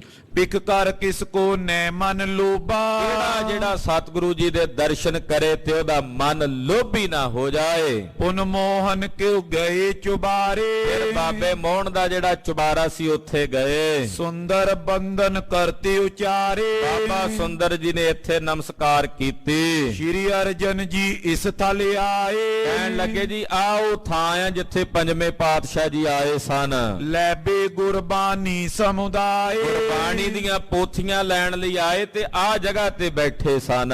ਮੋਹਨ ਤੇਰੇ ਉੱਚੇ ਮੰਦਰ ਇੱਥੇ ਬਹਿ ਕੇ ਕਿਹਾ ਸੀ ਮੋਹਨ ਤੇਰੇ ਉੱਚੇ ਮੰਦਰ ਹਨ। ਗੋਰੀ ਛੰਤ ਉਚਾਰਿਓ ਸੁੰਦਰ ਰਾਗ ਗੌੜੀ ਦੇ ਛੰਤ ਬਹਿ ਕੇ ਮਹਾਰਾਜ ਜੀ ਨੇ ਇੱਥੇ ਰਚੇ ਸਨ। ਸ਼੍ਰੀ ਹਰਿ ਗੋਬਿੰਦ ਤਬ ਮੁਸਕਾਏ ਮਹਾਰਾਜ ਜੀ ਬੜੇ ਮੁਸਕਰਾਉਂਦੇ ਜਦੋਂ ਸੁਣਦੇ ਹਨ। ਕਥਾ ਬੜਨ ਕੀ ਸੁਨਿਆ ਰਖਾਏ ਵੱਡਿਆਂ ਦੀ ਕਥਾ ਸੁਣ ਕੇ ਬੜੇ ਹੀ ਖੁਸ਼ ਹੁੰਦੇ, ਬੜੇ ਹੀ ਪ੍ਰਸੰਨ ਹੁੰਦੇ ਮਹਾਰਾਜ 6ਵੇਂ ਪਾਤਸ਼ਾਹ। ਸੁੰਦਰ ਧਨ ਸਦਾ ਤੁਮ ਆਹੋ ਕਿ ਬਾਬਾ ਸੁੰਦਰ ਜੀ ਤੁਸੀਂ ਧਨ ਹੋ, ਤੁਸੀਂ ਸਦਾ ਹੀ ਧਨ ਹੋ। ਕਥਾ ਗੁਰਨ ਕੀ ਸਗਰੀ ਲਹੋ ਤੁਸੀਂ ਗੁਰੂ ਸਾਹਿਬਾਂ ਦੀ, ਵੱਡਿਆਂ ਸਤਿਗੁਰਾਂ ਦੀ ਸਾਰੀ ਕਥਾ ਜਾਣਦੇ ਹੋ। ਬਾਬਾ ਸੁੰਦਰ ਜੀ ਤੁਸੀਂ ਧਨ ਹੋ। ਅਪਰ ਸਥਾਨ ਮਾਨਨੀਏ ਜੋਏ ਹੋਰ ਵੀ ਜਿੰਨੇ ਸਥਾਨ ਨੇ ਇੱਥੇ ਗੁਰੂ ਸਾਹਿਬਾਂ ਦੇ, ਕਰਵਾਓ ਦਰਸ਼ਨ ਅਬ ਸੋਏ ਸਾਨੂੰ ਉਹਨਾਂ ਦੇ ਵੀ ਦਰਸ਼ਨ ਕਰਾਓ। ਸੁੰਦਰ ਬੰਦ ਹਾਥ ਬਖਾਨਾ ਬਾਬਾ ਸੁੰਦਰ ਜੀ ਨੇ ਹੱਥ ਜੋੜੇ ਕਹਿਣ ਲੱਗੇ ਤੀਨ ਦਿਹੋਰੇ ਵੈਰ ਸਥਾਨਾ ਕਹਿਣ ਲੱਗੇ ਜੀ 3 ਦਿਉਰੇ ਨੇ ਇੱਥੋਂ ਬਾਰ-ਬਾਰ, ਤਿਨ ਕੋ ਪੀ ਦਰਸ਼ਨ ਕਰ ਲੀਜੇ ਉਹਨਾਂ ਦੇ ਵੀ ਆਪ ਜੀ ਦਰਸ਼ਨ ਕਰ ਲਵੋ। ਯਾਤਰਾ ਸਫਲ ਬੜਨ ਕੀ ਕੀਜੇ ਔਰ ਆਪਣੇ ਵੱਡਿਆਂ ਦੇ ਸਥਾਨਾਂ ਦੀ ਯਾਤਰਾ ਕਰਕੇ ਯਾਤਰਾ ਸਫਲ ਕਰੋ। ਸੁਨ ਸਤਿਗੁਰ ਬੈਠੇ ਇੱਕ ਥਾਏ ਮਹਾਰਾਜ ਜੀ ਬੈਠ ਕੇ ਇੱਕ ਜਗ੍ਹਾ ਤੇ, ਤਿਆਰੀ ਹਿਤ ਕੁਟੰਬ ਸਮੁਦਾਏ ਪਰਿਵਾਰ ਵੀ ਸਾਰਾ ਆ ਜਾਏ, ਮਹਿਲ ਵੀ ਆ ਜਾਣ ਤੇ ਉਹਨਾਂ ਨੂੰ ਵੀ ਲੈ ਚੱਲੀਏ ਦਿਉਰਿਆਂ ਤੇ। ਜਿਹੜੇ ਮਹਾਰਾਜ ਗੁਰੂ ਰਾਮਦਾਸ ਪਾਤਸ਼ਾਹ ਦਾ ਜਿੱਥੇ ਮਾਤਾ ਭਾਨੀ ਜੀ ਦੇ ਸਰੀਰ ਦਾ ਅੰਤਮ ਸੰਸਕਾਰ ਹੋਇਆ, ਉਹ ਸਥਾਨਾਂ ਦੇ ਦਰਸ਼ਨਾਂ ਨੂੰ ਚੱਲੇ ਹਨ। ਤੇਰੇ ਸਰਬਈ ਬੋ ਨਰ ਸਾਤ ਬਹੁਤ ਸਾਰੀ ਸੰਗਤ ਸਿੱਖ ਨਾਲ ਨੇ। ਤ੍ਰਿਪਤੇ ਨੇ ਦਰਸੈ ਗੁਰਨਾਥ ਸਤਿਗੁਰੂ ਜੀ ਦੇ ਦਰਸ਼ਨ ਕਰਕੇ ਤ੍ਰਿਪਤ ਨਹੀਂ ਹੁੰਦੇ। ਵੇਖੋ ਮਹਾਂਕਵੀ ਭਾਈ ਸੰਤੋਖ ਸਿੰਘ ਜੀ ਦਾ ਕਥਾ ਲਿਖਣ ਦਾ ਤਰੀਕਾ। ਇੱਥੇ ਬੈਠਿਆਂ ਸਾਨੂੰ ਸਾਰੇ ਸਥਾਨਾਂ ਦੇ ਦਰਸ਼ਨ ਕਰਾ ਰਹੇ ਨੇ। ਦੱਸੋ ਭਲਾ ਆਪਾਂ ਦੇਣ ਦੇ ਸਕਦੇ ਹਾਂ ਮਹਾਂਕਵੀ ਜੀ ਦਾ? ਕਿੱਡਾ ਵੱਡਾ ਪਰਉਪਕਾਰ ਉਹਨਾਂ ਮਹਾਂਪੁਰਖਾਂ ਸਾਡੇ ਤੇ ਕੀਤਾ। ਗੋਇੰਦਵਾਲ ਸਾਹਿਬ ਦੀ ਯਾਤਰਾ ਸਾਨੂੰ ਸਾਰਿਆਂ ਨੂੰ ਕਰਾ ਦਿੱਤੀ, ਕਿੱਲੀ ਸਾਹਿਬ ਦੇ ਦਰਸ਼ਨ ਕਰਾ ਦਿੱਤੇ, ਪੰਜਵੇਂ ਪਾਤਸ਼ਾਹ ਦੇ ਪ੍ਰਕਾਸ਼ ਸਥਾਨ ਦੇ, ਮਹਾਰਾਜ ਗੁਰੂ ਰਾਮਦਾਸ ਸਾਹਿਬ ਦੇ ਪਾਵਨ ਖੂਹ ਦੇ ਦਰਸ਼ਨ ਕਰਾ ਦਿੱਤੇ ਐ। ਚੂੜਾ ਵੀ ਛਕਾ ਦਿੱਤਾ ਉੱਥੋਂ। 6ਵੇਂ ਪਾਤਸ਼ਾਹ ਨੇ ਛਕਿਆ, ਇਉਂ ਜਾਪਿਆ ਵੀ ਆਪਾਂ ਵੀ ਛਕਿਆ ਸਾਰਿਆਂ ਨੇ। ਇਹੋ ਜਿਹਾ ਆਨੰਦ ਵਰਤਿਆ। ਕਿੱਡਾ ਵੱਡਾ ਪਰਉਪਕਾਰ ਮਹਾਂਕਵੀ ਜੀ ਕਰਦੇ। ਸਾਨੂੰ ਸਾਰਿਆਂ ਨੂੰ ਦਰਸ਼ਨ ਕਰਾ ਰਹੇ, ਮਾਨਸਿਕ ਦਰਸ਼ਨ ਨੇ। ਸੁਰਤ ਕਰਕੇ ਸਾਰਿਆਂ ਦੇ ਸਥਾਨਾਂ ਦੇ ਜਿਹੜੇ ਗਏ ਹੋਏ ਨੇ, ਗੋਇੰਦਵਾਲ ਸਾਹਿਬ ਦਰਸ਼ਨ ਕੀਤੇ, ਕਥਾ ਸੁਣਦਿਆਂ ਸੁਣਦਿਆਂ ਸਭ ਦਾ ਧਿਆਨ ਉੱਥੇ ਕੱਲੇ ਕੱਲੇ ਥਾਂ ਤੇ ਪਹੁੰਚ ਜਾਂਦਾ ਹੈ। ਤੋ ਗੁਰੂ ਪਾਤਸ਼ਾਹ ਕਿਰਪਾ ਕਰਨ, ਸਾਡਾ ਸਭ ਦਾ ਇਹ ਗਾਵਿਆ ਸੁਣਿਆ ਸਾਹਿਬ ਥਾਂਏ ਪਾਵਨ, ਹੋਈਆਂ ਭੁੱਲਾਂ ਚੁੱਕਾਂ ਦੀ ਖਿਮਾ